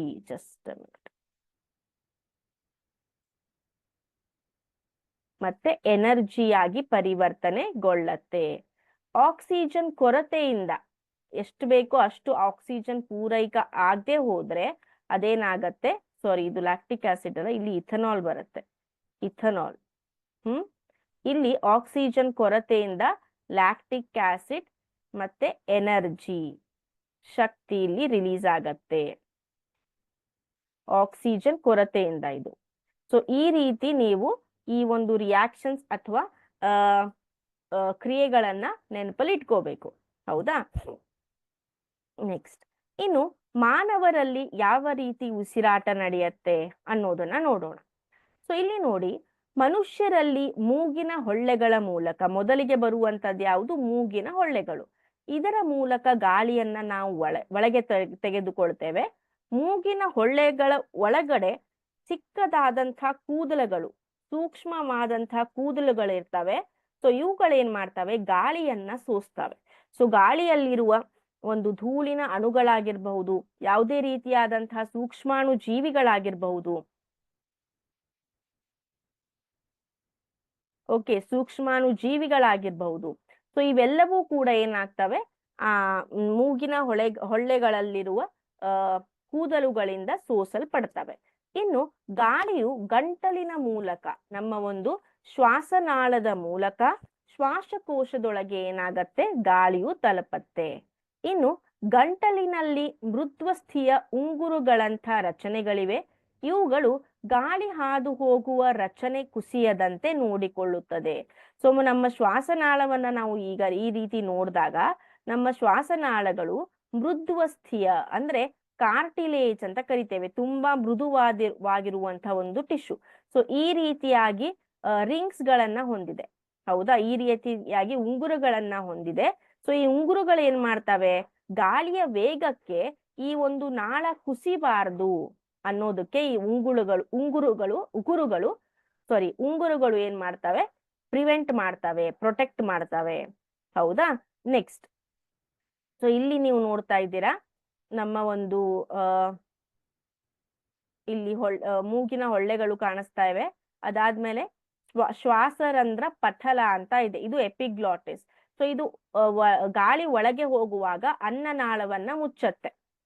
ಆಮೇಲೆ ಆಹಾರ ಒಳ ಹೋಗುವಾಗ ನಮ್ಮ ಶ್ವಾಸನಾಳವನ್ನ ಮುಚ್ಚತ್ತೆ. ಹೌದಾ? ಇದಾದ್ಮೇಲೆ ಶ್ವಾಸನಾಳ ಕಾಣಿಸ್ತಾ ಇದೆ ಇಲ್ಲಿ, ಹೌದು, ಟ್ರೆಕಿಯಾ ಅಂತ ಕರಿತೇವೆ. ನೆಕ್ಸ್ಟ್ ನಮಗೆ ಇಲ್ಲಿ ಶ್ವಾಸಕೋಶಗಳಿವೆ. ಹೌದಾ? ಸೊ ಶ್ವಾಸಕೋಶಗಳನ್ನ ನೀವು ನೋಡಿದಾಗ ಇಲ್ಲಿ ಶ್ವಾಸಕೋಶಗಳು ಮತ್ತೆ ಶ್ವಾಸನಾಳಗಳನ್ನ ನೋಡಿದಾಗ ಈ ರೀತಿ ಶ್ವಾಸನಾಳ ಕವಳು ಒಡೆದಿದೆ. ಸೊ ಇದಕ್ಕೆ ನಾವು ಬ್ರಾಂಕೈ ಅಂತ ಕರಿತೇವೆ. ಈ ಬ್ರಾಂಕೈಗಳು ಮತ್ತೆ ಚಿಕ್ಕದಾಗಿ ಕವಲು ಒಡೆದಿವೆ. ಸೊ ಇದಕ್ಕೆ ನಾವು ಬ್ರಾಂಕಿಯೋಲ್ಸ್ ಅಂತ ಕರಿತೇವೆ, ಬ್ರಾಂಕಿಯೋಲ್ಸ್. ಸೊ ಈ ಬ್ರಾಂಕಿಯೋಲ್ಸ್ ಗಳ ತುತ್ತ ತುದಿಯನ್ನ ಗಮನಿಸಿದಾಗ, ಸೊ ಅವುಗಳ ತುತ್ತ ತುದಿ ಗಾಳಿಗೂಡಿನಿಂದ ಅಥವಾ ಗಾಳಿ ಚೀಲಗಳಿಂದ ಮಾಡಲ್ಪಟ್ಟಿದೆ. ಸೊ ಈ ಗಾಳಿ ಚೀಲಗಳಲ್ಲೇ ಏನಾಗತ್ತೆ, ಅನಿಲಗಳ ವಿನಿಮಯ ಆಗತ್ತೆ. ಅನಿಲಗಳ ವಿನಿಮಯ ಎಲ್ಲಾಗತ್ತೆ, ಗಾಳಿ ಚೀಲದಲ್ಲಿ ಆಗತ್ತೆ. ಓಕೆನಾ? ನೆಕ್ಸ್ಟ್, ಸೊ ಇಲ್ಲಿ ನೋಡಿ, ಶ್ವಾಸನಾಳವು ಶ್ವಾಸಕೋಶದೊಳಗೆ ಅತಿ ಸಣ್ಣ ನಳಿಕೆಗಳಾಗಿ ವಿಭಜನೆ ಹೊಂದಿ, ಅತಿ ಸಣ್ಣ ನಳಿಕೆಗಳು ಅಂದ್ರೆ ನಾನು ಹೇಳಿದ್ನಲ್ಲ, ಬ್ರಾಂಕೈ, ಬ್ರಾಂಕಿಯೋಲ್ಸ್, ಅವು ನಳಿಕೆಗಳು ವಿಭಜನೆ ಹೊಂದಿ ಅಂತಿಮವಾಗಿ ಬಲೂನಿನಂತಹ ರಚನೆಗಳಾಗಿ ಬದಲಾಗುತ್ತವೆ. ಅವುಗಳನ್ನ ನಾವೇನಂತ ಕರಿತೇವೆ, ಗಾಳಿಗೂಡುಗಳು ಅಂತ ಕರಿತೇವೆ. ಸೊ ಇಲ್ಲಿ ನೀವು ಗಾಳಿಗೂಡುಗಳನ್ನ ನೋಡಿದಾಗ ಮಕ್ಕಳೇ, ಈ ಗಾಳಿಗೂಡುಗಳು ರಕ್ತನಾಳಗಳಿಂದ ಮಾಡಲ್ಪಟ್ಟಿವೆ. ಸೊ ಗಾಳಿಯಲ್ಲಿರುವ ಆಮ್ಲಜನಕವು ಈ ರಕ್ತನಾಳಗಳಿಗೆ ಹೋಗತ್ತೆ. ಆ ರಕ್ತನಾಳಗಳಲ್ಲಿ ಇರುವಂತಹ ರಕ್ತದಲ್ಲಿರುವಂತಹ ಇಂಗಾಲದ ಡೈಆಕ್ಸೈಡ್ ಹೊರಗಡೆ ಬರುತ್ತೆ. ಸೊ ಈ ರೀತಿ ಅನಿಲಗಳ ವಿನಿಮಯ ಆಗಿ ನಮ್ಮ ಆಮ್ಲಜನಕ ಪ್ರತಿಯೊಂದು ಶರೀರದ ಭಾಗಕ್ಕೆ ತಲುಪತ್ತೆ. ಹೌದಾ? ನೆಕ್ಸ್ಟ್, ಸೊ ಇಲ್ಲಿ ನೋಡಿ, ಗಾಳಿಗೂಡುಗಳಲ್ಲಿ ಅಥವಾ ಗಾಳಿ ಚೀಲಗಳಲ್ಲಿ ಅನಿಲಗಳ ವಿನಿಮಯ ನಡೆಯುತ್ತೆ. ನಾವು ಗಾಳಿಯನ್ನ ಒಳ ತೆಗೆದುಕೊಂಡಾಗ ಎದೆಗೂಡು, ನಮ್ಮ ಎದೆಗೂಡು ಅಂತ ಏನ್ ಹೇಳ್ತೇವೆ, ಅದು ಏನಾಗತ್ತೆ, ದೊಡ್ಡದಾಗತ್ತೆ. ಸೊ ಗಾಳಿಯ ಶ್ವಾಸಕೋಶದೊಳಗೆ ಹೀರಲ್ಪಡತ್ತೆ ಮತ್ತು ಹಿಗ್ಗಿದ ಗಾಳಿಗೂಡುಗಳು ತುಂಬುತ್ತವೆ, ಅಂದ್ರೆ ಗಾಳಿಯಿಂದ ತುಂಬುತ್ತವೆ. ಇನ್ನು ರಕ್ತವು ದೇಹದ ಇತರ ಭಾಗಗಳಿಂದ ಕಾರ್ಬನ್ ಡೈಆಕ್ಸೈಡ್ ಅನ್ನು ಗಾಳಿಗೂಡಿಗೆ ಬಿಟ್ಟು ಹೋಗತ್ತೆ. ಸೊ ಗಾಳಿಗೂಡಿನಿಂದ ಶುದ್ಧ ಆಕ್ಸಿಜನ್ ಏನಾಗತ್ತೆ, ರಕ್ತಕ್ಕೆ ಹೋಗತ್ತೆ. ರಕ್ತದಲ್ಲಿರುವ ಕಾರ್ಬನ್ ಡೈಆಕ್ಸೈಡ್ ಗಾಳಿಗೂಡಿಗೆ ಹೋಗಿ ಮತ್ತೆ ರಕ್ತದ ಮೂಲಕ ಏನಾಗತ್ತೆ, ಅದು ಅನಿಲವಾಗಿ ಪರಿವರ್ತಿತವಾಗಿ ಹೊರಗಡೆ ಹೋಗತ್ತೆ. ಇನ್ನು ಆಕ್ಸಿಜನ್ ಯುಕ್ತ ರಕ್ತ ನಮ್ಮ ದೇಹದ ವಿವಿಧ ಭಾಗಗಳಿಗೆ ತಲುಪತ್ತೆ. ಹೌದಾ? ಈ ರೀತಿಯಾಗಿ ಏನಾಗತ್ತೆ, ಇಲ್ಲಿ ಅನಿಲಗಳ ವಿನಿಮಯವಾಗಿ ಉಸಿರಾಟ ಕ್ರಿಯೆ ನಡೆಯುತ್ತೆ. ಹೌದಾ? ಸೊ ಇಲ್ಲಿ ನೋಡಿ, ಉಸಿರಾಟದ ಚಕ್ರ ಅಂತ ಕರಿತೇವೆ. ಉಸಿರಾಟದ ಚಕ್ರದಲ್ಲಿ ಏನ್ ಮಾಡ್ತೇವೆ, ನಾವು ಗಾಳಿಯನ್ನ ಒಳ ತೆಗೆದುಕೊಳ್ತೇವೆ, ಗಾಳಿಯನ್ನ ಹೊರಗೆ ಬಿಡ್ತೇವೆ. ಸೊ ಗಾಳಿಯನ್ನ ಒಳಗೆ ತೆಗೆದುಕೊಳ್ಳುವುದು, ಗಾಳಿಯನ್ನ ಹೊರಗೆ ಬಿಡುವುದು, ಸೊ ಇದಕ್ಕೆ ನಾವು ಒಂದು ಉಸಿರಾಟದ ಚಕ್ರ ಅಂತ ಕರಿತೇವೆ. ಓಕೆನಾ? ಸೊ ಇಲ್ಲಿ ಉಸಿರಾಟದ ಚಕ್ರದ ಸಮಯದಲ್ಲಿ ಗಾಳಿಯನ್ನು ಒಳ ತೆಗೆದುಕೊಂಡು ಹೊರಬಿಡುವಾಗ ಶ್ವಾಸಕೋಶಗಳು ಯಾವಾಗಲೂ ಸ್ವಲ್ಪ ಪ್ರಮಾಣದ ಗಾಳಿಯನ್ನು ಉಳಿಸಿಕೊಳ್ಳುತ್ತವೆ. ಆದ್ದರಿಂದ ಆಕ್ಸಿಜನ್ ಅನ್ನು ಹೀರಿಕೊಳ್ಳಲು, ಕಾರ್ಬನ್ ಡೈಆಕ್ಸೈಡ್ ಅನ್ನು ಬಿಡುಗಡೆ ಮಾಡಲು ಸಾಕಷ್ಟು ಸಮಯ ಇರುತ್ತದೆ. ಸೊ ಇಲ್ಲೇನ್ ಹೇಳ್ತಾ ಇದ್ದಾರೆ ಅವರು, ಉಸಿರಾಟ ಚಕ್ರ ನಡೆದಾಗ, ಅಂದ್ರೆ ಗಾಳಿಯನ್ನ ನೀವು ಒಳಗೆ ತೆಗೆದುಕೊಂಡಾಗ ಅಥವಾ ಹೊರಗೆ ಬಿಡುವಾಗ ಸ್ವಲ್ಪ ಪ್ರಮಾಣದ ಗಾಳಿ ಏನಾಗತ್ತೆ, ಶ್ವಾಸಕೋಶಗಳಲ್ಲೇ ಉಳಿದುಕೊಳ್ಳತ್ತೆ. ಸೊ ಇದರಿಂದ ಏನಾಗತ್ತೆ, ಆಕ್ಸಿಜನ್ ಅನ್ನ ಹೀರುವಿಕೆ, ಅದೇ ರೀತಿ ಕಾರ್ಬನ್ ಡೈಆಕ್ಸೈಡ್ ಬಿಡುಗಡೆಗೆ ಸ್ವಲ್ಪ ಕಾಲಾವಕಾಶ ಸಿಗತ್ತೆ. ಇಲ್ಲಿ ನೋಡಿ, ಕಾರ್ಬನ್ ಡೈಆಕ್ಸೈಡ್ ಒಳಗಡೆ ಹೋಗ್ತಾ ಇದೆ ರಕ್ತದಿಂದ, ಆಕ್ಸಿಜನ್ ಗಾಳಿಗೂಡುಗಳಿಂದ ಒಳಗಡೆ ಬರ್ತಾ ಇದೆ. ಈ ರೀತಿಯಾಗಿ ಏನಾಗತ್ತೆ, ಮಾನವರಲ್ಲಿ ಉಸಿರಾಟ ನಡೆಯುತ್ತೆ. ಇನ್ನು ಪ್ರಾಣಿಗಳ ದೇಹದ ಗಾತ್ರವು ದೊಡ್ಡದಾಗಿದ್ದಾಗ ವಿಸರಣಾ ಒತ್ತಡ ಒಂದೇ ದೇಹದ ಎಲ್ಲಾ ಭಾಗಗಳಿಗೆ ಆಕ್ಸಿಜನ್ ಪೂರೈಸುವ ಜವಾಬ್ದಾರಿಯನ್ನು ನಿರ್ವಹಿಸಲಾರದು. ಆಗ ವರ್ಣಕಗಳು ಸಹಾಯಕ. ಇನ್ನು ನಾವು ಈಗ ಪ್ರಾಣಿಗಳ ದೇಹದ ಗಾತ್ರ ಚಿಕ್ಕದಿದ್ದಾಗ, ಫಾರ್ ಎಕ್ಸಾಂಪಲ್ ಈಗ ಏಕಕೋಶ ಜೀವಿ ಅಮೀಬಾವನ್ನ ಪರಿಗಣಿಸಿದಾಗ ಅಲ್ಲಿ ಉಸಿರಾಟ ಯಾವ ರೀತಿ ನಡೆಯುತ್ತೆ, ವಿಸರಣೆ ಮೂಲಕ. ವಿಸರಣೆ ಅಂದ್ರೆ ಏನು, ಜಾಸ್ತಿ ಇರುವಂತಹ, ಹೆಚ್ಚಿನ ಪ್ರಮಾಣದಲ್ಲಿರುವಂತಹ ಒಂದು ಪ್ರದೇಶದಿಂದ ಕಡಿಮೆ ಪ್ರಮಾಣದಲ್ಲಿರುವಂತಹ ರೀಜನ್ಗೆ ಹೋಗುವಂಥದ್ದು, ಟ್ರಾನ್ಸ್ಪೋರ್ಟ್ ಆಗುವಂಥದ್ದಕ್ಕೆ ವಿಸರಣ ಅಂತ ಕರಿತೇವೆ. ಸೊ ವಿಸರಣೆಯ ಮೂಲಕ ಈ ಏಕಕೋಶ ಜೀವಿಗಳಲ್ಲಿ ಮತ್ತು ಚಿಕ್ಕ ಪ್ರಾಣಿಗಳಲ್ಲಿ ಆಕ್ಸಿಜನ್ ವಿತರಣೆ ಆಗತ್ತೆ.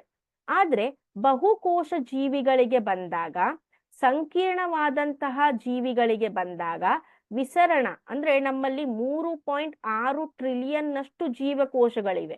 ಪ್ರತಿಯೊಂದು ಜೀವಕೋಶವು ವಿಸರಣಾ ಒತ್ತಡದಿಂದ ಏನಾದ್ರೂ ಅನಿಲಗಳ ವಿನಿಮಯ ಮಾಡ್ತಾ ಹೋದ್ರೆ ನಮ್ಮ ಇಡೀ ಲೈಫ್ ಟೈಮೇ ಸಾಕಾಗೋದಿಲ್ಲ. ಆದ್ರಿಂದ ವಿಸರಣಾ ಒತ್ತಡ ಒಂದೇ ಉಸಿರಾಟ ಕ್ರಿಯೆಗೆ ಅನುಕೂಲ ಆಗೋದಿಲ್ಲ. ಸೊ ಆದ್ರಿಂದ ಯಾವಾಗ ಪ್ರಾಣಿಗಳ ದೇಹದ ಗಾತ್ರ ದೊಡ್ಡದಾಗಿರುತ್ತೋ ಅಲ್ಲಿ ವರ್ಣಕಗಳು ಬೇಕೇ ಬೇಕು. ಸೊ ಈ ವರ್ಣಕಗಳು ಏನ್ ಮಾಡ್ತಾವೆ, ಸೊ ಇದಕ್ಕೆ ಉದಾಹರಣೆ ಅಂದ್ರೆ ನಮ್ಮ ಹಿಮೋಗ್ಲೋಬಿನ್. ನಾವು ಕೇಳಿರ್ತೇವೆ ಹಿಮೋಗ್ಲೋಬಿನ್ ಬಗ್ಗೆ ಅಲ್ವಾ. ಸೊ ಹಿಮೋಗ್ಲೋಬಿನ್ ಏನ್ ಮಾಡತ್ತೆ, ವರ್ಣಕವಾಗಿ ಆಕ್ಟ್ ಮಾಡತ್ತೆ. ಸೊ ಇದರ ಕೆಲಸ ಏನು ಅಂದ್ರೆ, ಇದು ಉಸಿರಾಟದ ವರ್ಣಕವಾಗಿದ್ದು ಆಕ್ಸಿಜನ್ ಸಾಗಾಣಿಕೆಯಲ್ಲಿ ಸಹಾಯ ಮಾಡತ್ತೆ.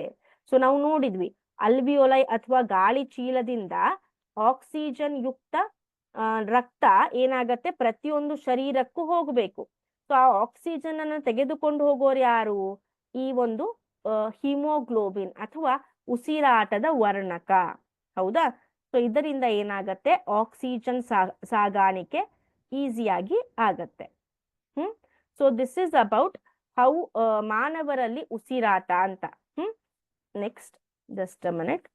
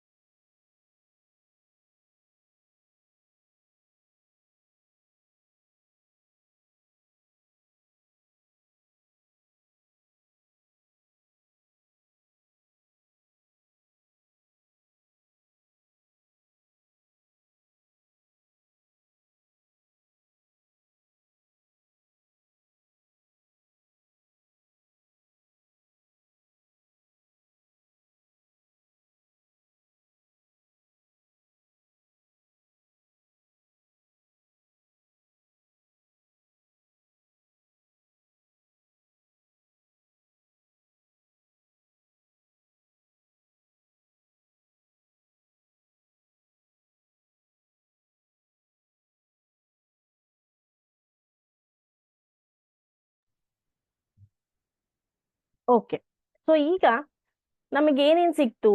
ಈಗ ಜೀರ್ಣಕ್ರಿಯೆಯಿಂದ ನಮಗೆ ಪೋಷಕಾಂಶಗಳು ಸಿಕ್ತು ಅಲ್ವಾ? ಜೀರ್ಣಕ್ರಿಯೆಯಿಂದ ಪೋಷಕಾಂಶಗಳು ದೊರೆತಿದ್ದಾವೆ. ಅದೇ ರೀತಿ just a minute.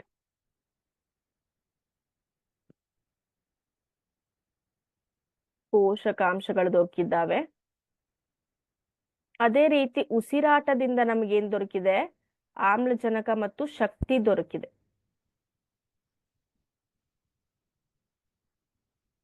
ಮತ್ತು ಶಕ್ತಿ, ಈ ಆಮ್ಲಜನಕ ಆಗಿರಬಹುದು, ಈ ಪೋಷಕಾಂಶಗಳಾಗಿರಬಹುದು, ಎಲ್ಲವೂ ಕೂಡ ಏನಾಗ್ಬೇಕು?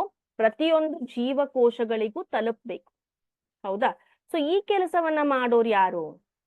ಈ ಕೆಲಸವನ್ನ ಮಾಡೋದಕ್ಕೆ ನಮ್ಮಲ್ಲಿ ಒಂದು ಕ್ರಿಯೆ ಇದೆ, ಅದಕ್ಕೆ ನಾವು ಸಾಗಾಣಿಕೆ ಕ್ರಿಯೆ ಅಂತ ಕರಿತೇವೆ. ಸಾಗಾಣಿಕೆ ಕ್ರಿಯೆ. ನಾನು ಮೊದಲೇ ಹೇಳ್ದಾಗೆ ಈ ಒಂದು ಚಿಕ್ಕ ಪ್ರಾಣಿಗಳಲ್ಲಿ ಅಥವಾ ತುಂಬಾ ಅಡ್ವಾನ್ಸ್ಡ್ ಪ್ರಾಣಿಗಳಲ್ಲಿ, ಅಂದ್ರೆ ಈ ಒಂದು ಏಕಕೋಶ ಜೀವಿಗಳಲ್ಲಿ ದೇಹದ ಆಕಾರ ಚಿಕ್ಕದಾಗಿರೋದ್ರಿಂದ, ಜೀವಕೋಶಗಳು ಕೂಡ ಕಡಿಮೆ ಆಗಿರೋದ್ರಿಂದ ವಿಸರಣೆ ಮೂಲಕ ಅಲ್ಲಿ ಸಾಗಾಣಿಕೆ ನಡೀತಾ ಇರುತ್ತೆ. ಆದ್ರೆ ಯಾವಾಗ ಜೀವಿಗಳ ಸಂಕೀರ್ಣತೆ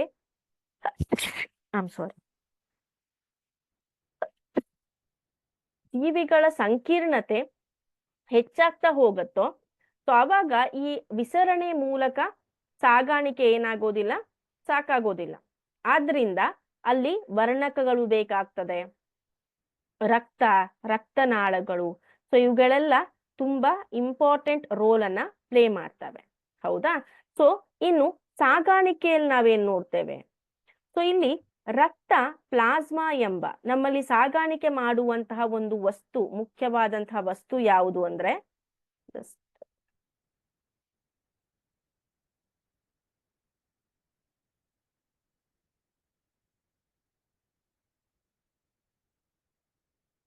ಮುಖ್ಯವಾದಂತಹ ವಸ್ತು ಯಾವುದು ಅಂದ್ರೆ ರಕ್ತ.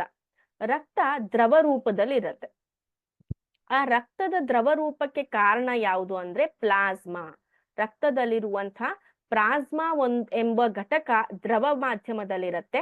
ಆದ್ದರಿಂದ ಅದು ರಕ್ತಕ್ಕೆ ದ್ರವ ಮಾಧ್ಯಮವನ್ನ ಕೊಡುತ್ತೆ. ಅದರಲ್ಲಿ ಜೀವಕೋಶಗಳು ನಿಲಂಬಿತ ಸ್ಥಿತಿಯಲ್ಲಿರುತ್ತವೆ. ಈ ಪ್ಲಾಸ್ಮಾದಲ್ಲಿ ಈ ಜೀವಕೋಶಗಳೇನಾಗ್ತಾ ಇರ್ತವೆ? ತೇಲಾಡ್ತಿರ್ತವೆ. ನಮ್ಮ ಆಹಾರ ಆಗಿರ್ಬಹುದು, ಕಾರ್ಬನ್ ಡೈಆಕ್ಸೈಡ್ ಆಗಿರ್ಬಹುದು, ನೈಟ್ರೋಜನ್ ಯುಕ್ತ ತ್ಯಾಜ್ಯಗಳಾಗಿರ್ಬಹುದು, ಕರಗಿದ ರೂಪದಲ್ಲಿ, ಯಾವ ರೂಪದಲ್ಲಿ? ಕರಗಿದ ರೂಪದಲ್ಲಿ ಪ್ಲಾಸ್ಮಾದಲ್ಲಿ ಇರುತ್ತೆ. ಸೊ ಇವುಗಳು ಪ್ಲಾಸ್ಮಾದಲ್ಲಿ ಕರಗಿದ ರೂಪದಲ್ಲಿ ಸಾಗಾಣಿಕೆ ಆಗತ್ತೆ. ಇನ್ನು ಆಕ್ಸಿಜನ್ ಅಂತ ಬಂದಾಗ, ಆಕ್ಸಿಜನ್ ಕೆಂಪು ರಕ್ತ ಕಣಗಳಿಂದ ಸಾಗಿಸಲ್ಪಡುತ್ತದೆ. ನಮ್ಮ ರಕ್ತದ ಬಗ್ಗೆ ನಾವು ಕಲಿತಾಗ, ಈಗ ರಕ್ತ ಅಂತ ಕಲಿತಾಗ, ಸೊ ರಕ್ತದಲ್ಲಿ ಮೊದಲನೇ ಘಟಕ ಪ್ಲಾಸ್ಮಾ, ಹೌದಾ? ಈ ಪ್ಲಾಸ್ಮಾ ಏನ್ ಮಾಡತ್ತೆ? ರಕ್ತಕ್ಕೆ ದ್ರವ ರೂಪವನ್ನ ಕೊಡತ್ತೆ, ಹೌದಾ? ಸೊ ಈ ಪ್ಲಾಸ್ಮಾ ಜೊತೆಗೆ ಅವುಗಳಲ್ಲಿ ರಕ್ತದಲ್ಲಿ ರಕ್ತದ ಏನಂತಾರೆ, ಕಣದಂಗಗಳು ಅಥವಾ ಜೀವಕೋಶಗಳು ಇರ್ತವೆ, ಹೌದಾ? ಸೊ ಒಂದನೇದ್ದು RBC, ಹೌದಾ? ಇದು ಕೆಂಪು ರಕ್ತ ಕಣಗಳು ಅಂತ ಕರಿತೇವೆ, ಕೆಂಪು ರಕ್ತ ಕಣಗಳು. ಮತ್ತೆ WBC, ಬಿಳಿ ರಕ್ತ ಕಣಗಳು. ಮತ್ತೆ ಪ್ಲೇಟ್ಲೆಟ್ಸ್ಗಳು ಇರ್ತವೆ. ಕೆಂಪು ರಕ್ತ ಕಣಗಳು, ಬಿಳಿ ರಕ್ತ ಕಣಗಳು ಮತ್ತೆ ಪ್ಲೇಟ್ಲೆಟ್ಸ್. ಈ ಕೆಂಪು ರಕ್ತ ಕಣಗಳಲ್ಲಿ, ಕೆಂಪು ರಕ್ತ ಕಣಗಳ ಪೊರೆಯ ಮೇಲೆ ಹಿಮೋಗ್ಲೋಬಿನ್ ಇರುತ್ತೆ. ಸೊ ಈ ಹಿಮೋಗ್ಲೋಬಿನ್ ಏನ್ ಮಾಡತ್ತೆ? ರಕ್ತದಲ್ಲಿರುವಂತಹ ಆಮ್ಲಜನಕವನ್ನ ಏನ್ ಮಾಡತ್ತೆ? ಸಾಗಾಣಿಕೆ ಮಾಡತ್ತೆ. ಇನ್ನು ಬಿಳಿ ರಕ್ತ ಕಣಗಳಿಗೆ ಬಂದಾಗ, ಈ ಬಿಳಿ ರಕ್ತ ಕಣಗಳು ಏನ್ ಮಾಡ್ತವೆ? ಸೂಕ್ಷ್ಮಾಣು ಜೀವಿಗಳ ವಿರುದ್ಧ ಹೋರಾಡ್ತವೆ, ಹೌದಾ? ಇನ್ನು ಪ್ಲೇಟ್ಲೆಟ್ಸ್ ಗಳಿಗೆ ಬಂದಾಗ, ಸೊ ಪ್ಲೇಟ್ಲೆಟ್ಸ್ ಗಳು ಏನ್ ಮಾಡ್ತವೆ? ರಕ್ತವನ್ನ ಹೆಪ್ಪುಗಟ್ಟುವಿಕೆ, ಅಂದ್ರೆ ನೀವ್ ಯಾವಾಗಾದ್ರೂ ಬಿದ್ದಾಗ, ಏನಾದ್ರೂ ಕೈಯನ್ನ ಕಟ್ ಮಾಡ್ಕೊಂಡಾಗ ರಕ್ತಸ್ರಾವ ಆಗತ್ತೆ. ಸೊ ಆ ರಕ್ತಸ್ರಾವ ಸ್ವಲ್ಪ ಸಮಯದ ನಂತರ ಏನಾಗತ್ತೆ? ತನ್ನಿಂದ ತಾನೇ ನಿಂತು ಬಿಡತ್ತೆ. ಇದು ಯಾವುದರಿಂದ? ಇದು ನಮ್ಮ ರಕ್ತದಲ್ಲಿರುವಂತಹ ಪ್ರಮುಖವಾದಂತಹ ಜೀವಕೋಶ, ಅದು ಪ್ಲೇಟ್ಲೆಟ್ಸ್ ಗಳಿಂದ ಅದು ಏನ್ ಮಾಡತ್ತೆ? ರಕ್ತ ಹೆಪ್ಪುಗಟ್ಟುವಿಕೆಯನ್ನ ಮಾಡತ್ತೆ, ಹೌದಾ? ನೆಕ್ಸ್ಟ್, ಇನ್ನು ರಕ್ತ ಆಯ್ತು, ರಕ್ತದಲ್ಲಿರುವ ಕಣಗಳಾದ್ವು. ಅದೇ ರೀತಿ ನಮಗೆ ರಕ್ತದಲ್ಲಿರುವಂತಹ ನಾಳಗಳು, ರಕ್ತನಾಳಗಳು ಅಂತ ಕರಿತೇವೆ, ಅದಕ್ಕೆ ರಕ್ತನಾಳಗಳು. ಸೊ ರಕ್ತನಾಳಗಳಿಗೆ ನಾವು ಇಂಗ್ಲಿಷ್ ಅಲ್ಲಿ ಏನಂತ ಕರಿತೇವೆ? ಬ್ಲಡ್ ವೆಸಲ್ಸ್ ಅಂತ ಕರಿತೇವೆ. ಸೊ ಈ ರಕ್ತನಾಳಗಳು ಏನ್ ಮಾಡ್ತವೆ? ರಕ್ತವನ್ನ ಹೃದಯಕ್ಕೆ ತೆಗೆದುಕೊಂಡು ಹೋಗೋದು, ಅದೇ ರೀತಿ ರಕ್ತವನ್ನ ಹೃದಯದಿಂದ ಬೇರೆ ಭಾಗಗಳಿಗೆ ತೆಗೆದುಕೊಂಡು ಹೋಗೋದು, ಈ ರೀತಿ ಕೆಲಸವನ್ನ ಮಾಡ್ತವೆ. ಸೊ ಈ ರಕ್ತನಾಳಗಳಿಗೆ ನಾವು ಅಪಿಧಮನಿ ಮತ್ತು ಅಭಿಧಮನಿಗಳು ಅಂತ ಕರಿತೇವೆ, ಅಪಿಧಮನಿ ಮತ್ತು ಅಭಿಧಮನಿಗಳು ಅಂತ ಕರಿತೇವೆ. ಸೊ ಈ ಅಪಿ ಮತ್ತು ಅಭಿಧಮನಿಗಳಿಗೆ ನಾವು ಇಂಗ್ಲಿಷ್ ಅಲ್ಲಿ ಆರ್ಟರೀಸ್ ಮತ್ತು ವೇನ್ಸ್ ಅಂತ ಕರಿತೇವೆ. ಸೊ ಈ ಆರ್ಟರೀಸ್ ಅನ್ನೋದೇನ್ ಮಾಡತ್ತೆ? ಆರ್ಟರೀಸ್ ಅನ್ನೋದೇನ್ ಮಾಡತ್ತೆ? ಇದು ರಕ್ತವನ್ನ ಹೃದಯದಿಂದ ಬೇರೆ ಭಾಗಗಳಿಗೆ, ಹೃದಯದಿಂದ ಬೇರೆ ಭಾಗಗಳಿಗೆ ಕೊಂಡೊಯ್ಯತ್ತೆ. ಅದೇ ರೀತಿ ವೇನ್ಸ್ ಅನ್ನೋದು ಏನ್ ಮಾಡತ್ತೆ? ವೇನ್ಸ್ ಅಪಿಧಮನಿ ಅಭಿಧಮನಿಗಳು, ಓಕೆ. ವೇನ್ಸ್ ಅನ್ನೋದು ಏನ್ ಮಾಡತ್ತೆ? ಬೇರೆ ಭಾಗದಿಂದ ಹೃದಯಕ್ಕೆ ಏನ್ ಮಾಡತ್ತೆ? ಅದು ರಕ್ತವನ್ನ ತರತ್ತೆ, ಹೃದಯಕ್ಕೆ, ಸಾರಿ ಜಸ್ಟ್ ಬೇರೆ ಭಾಗದಿಂದ ಹೃದಯಕ್ಕೆ ಅದು ರಕ್ತವನ್ನ ತರತ್ತೆ. ಈ ನಮ್ಮ ಆರ್ಟರೀಸ್ಗಳು ಆಕ್ಸಿಜನ್ ಯುಕ್ತ ರಕ್ತವನ್ನ ಹೃದಯದಿಂದ ಬೇರೆ ಭಾಗಗಳಿಗೆ ತಲುಪಿಸುತ್ತೆ. ಅದೇ ರೀತಿ ವೇನ್ಸ್ಗಳು ಕಾರ್ಬನ್ ಡೈಆಕ್ಸೈಡ್ ಯುಕ್ತ ರಕ್ತವನ್ನ ಬೇರೆ ಭಾಗದಿಂದ ಹೃದಯಕ್ಕೆ ತೆಗೆದುಕೊಂಡು ಹೋಗ್ತವೆ. ಈ ರೀತಿ ಈ ರಕ್ತನಾಳಗಳು ಏನ್ ಮಾಡ್ತವೆ? ತಮ್ಮ ಕೆಲಸವನ್ನ ಮಾಡ್ತವೆ, ಹೌದಾ? ಸೊ ಇಲ್ಲಿ ಇದಾದ್ಮೇಲೆ ಯಾವ ರೀತಿ ರಕ್ತ ನಮ್ಮ ಒಂದು ಹೃದಯದ ಮೂಲಕ ಹಾಯ್ದು ಅದು ಪ್ಯೂರಿಫೈಗೊಂಡು, ಅಂದ್ರೆ ಕಾರ್ಬನ್ ಡೈಆಕ್ಸೈಡ್ ಯುಕ್ತ ರಕ್ತ ಆಕ್ಸಿಜನ್ ಯುಕ್ತ ರಕ್ತವಾಗಿ ಪರಿವರ್ತನೆಗೊಂಡು ಯಾವ ರೀತಿ ನಮ್ಮ ಹಾರ್ಟಿನ ಮೂಲಕ ಅದು ಹಾಯ್ದು ಹೋಗತ್ತೆ ಅನ್ನೋದನ್ನ ನಾವು ಈ ಒಂದು ಆನಿಮೇಷನ್ ಅಲ್ಲಿ ನೋಡೋಣ. ಸೊ ಇಲ್ಲಿ ನೀವು ನೋಡ್ತಾ ಇದ್ದೀರಾ, ಇದು ನಮ್ಮ ಹೃದಯ. ನಮ್ಮ ಹೃದಯ 4 ಚೇಂಬರ್ಗಳಿಂದ ಮಾಡಲ್ಪಟ್ಟಿದೆ. ಸೊ ಇಲ್ಲಿ ಓದೋ ಹಾಗೆ, ಇಲ್ಲಿ ನೋಡಿ, ಮೇಲ್ಗಡೆ 2 ಚೇಂಬರ್ಗಳನ್ನ, ಮೇಲ್ಗಡೆ ಆಗಿರುವಂತಹ ಬಲೂನಿನಂತ ಚೇಂಬರ್ಗಳನ್ನ ಹೃತ್ಕರ್ಣ ಅಂತ ಕರಿತೇವೆ ನಾವು. ಎಡ ಹೃತ್ಕರ್ಣ, ಬಲ ಹೃತ್ಕರ್ಣ. ಕೆಳಗಡೆ ವಿ ಆಕಾರದಲ್ಲಿರುವಂತ ಚೇಂಬರ್ ಅನ್ನ ನಾವೇನಂತ ಕರಿತೇವೆ? ಹೃತ್ಕುಕ್ಷಿ ಅಂತ ಕರಿತೇವೆ. ಹೌದಾ? ಹೃತ್ಕುಕ್ಷಿ ಅಂತ ಕರಿತೇವೆ. ಸೊ ಇಲ್ಲಿ ಅಪಧಮನಿಗಳು ಇವೆ, ಅಭಿಧಮನಿಗಳು ಇವೆ. ಅಭಿಧಮನಿಗಳು ಅಂತಂದ್ರೆ ಇಲ್ಲಿ ವೇನ್ಸ್ ಗಳಾಗ್ತವೆ. ಅಪಧಮನಿಗಳು ಅಂತ ಅಂದ್ರೆ ಅದು ಆರ್ಟರಿ ಆಗತ್ತೆ. ಹೌದಾ? ಸೊ ಇಲ್ಲಿ ನೋಡ್ತಾ ಇದ್ದೀರಾ, ಉಚ್ಛೇದಿತ ಅಪಧಮನಿ. ಇಲ್ಲಿ ಕೆಳಗಡೆ ಒಂದು ಜಸ್ಟ್ ಮಿನಿಟ್.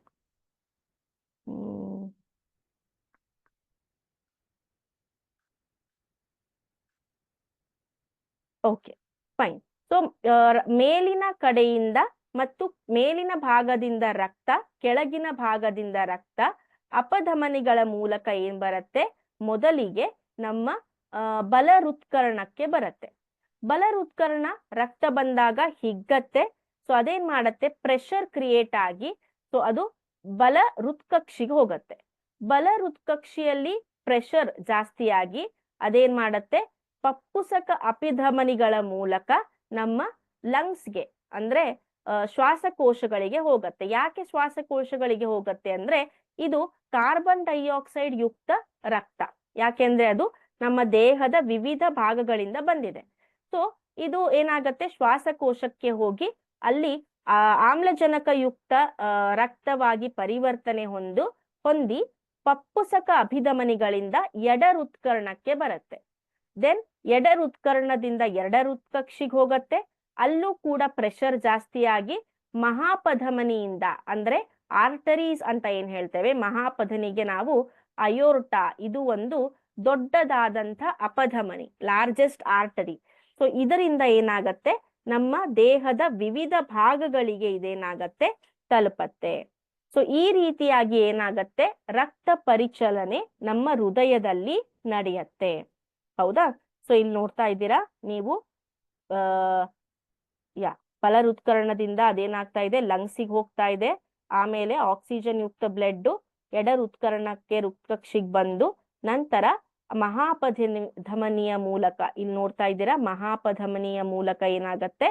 ನಮ್ಮ ದೇಹದ ವಿವಿಧ ಭಾಗಗಳಿಗೆ ಅದೇನಾಗತ್ತೆ? ತಲುಪತ್ತೆ.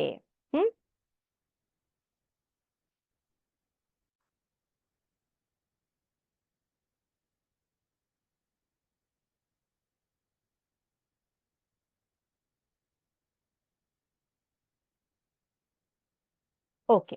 ಸೊ ಇನ್ನು ಯಾವ ರೀತಿ ಸ್ಟೆಪ್ ಬೈ ಸ್ಟೆಪ್ ಈ ರೀತಿ ಸಾಗಾಣಿಕೆ ಆಗತ್ತೆ? ದುಗ್ಧ ರಸ ಅಂದ್ರೆ ಏನು? ರಕ್ತವನ್ನ ಬಿಟ್ಟು ನಮ್ಮಲ್ಲಿ ದುಗ್ಧ ರಸ ಅಂತ ಇರತ್ತೆ, ಅದಂದ್ರೇನು? ಅದರ ಬಗ್ಗೆ ಎಲ್ಲ ನಾವು ಮುಂದಿನ ತರಗತಿಯಲ್ಲಿ ತಿಳಿದುಕೊಳ್ಳೋಣ. ಓಕೆನಾ? So let me end up the session here. Have a nice day. Take care. Bye bye.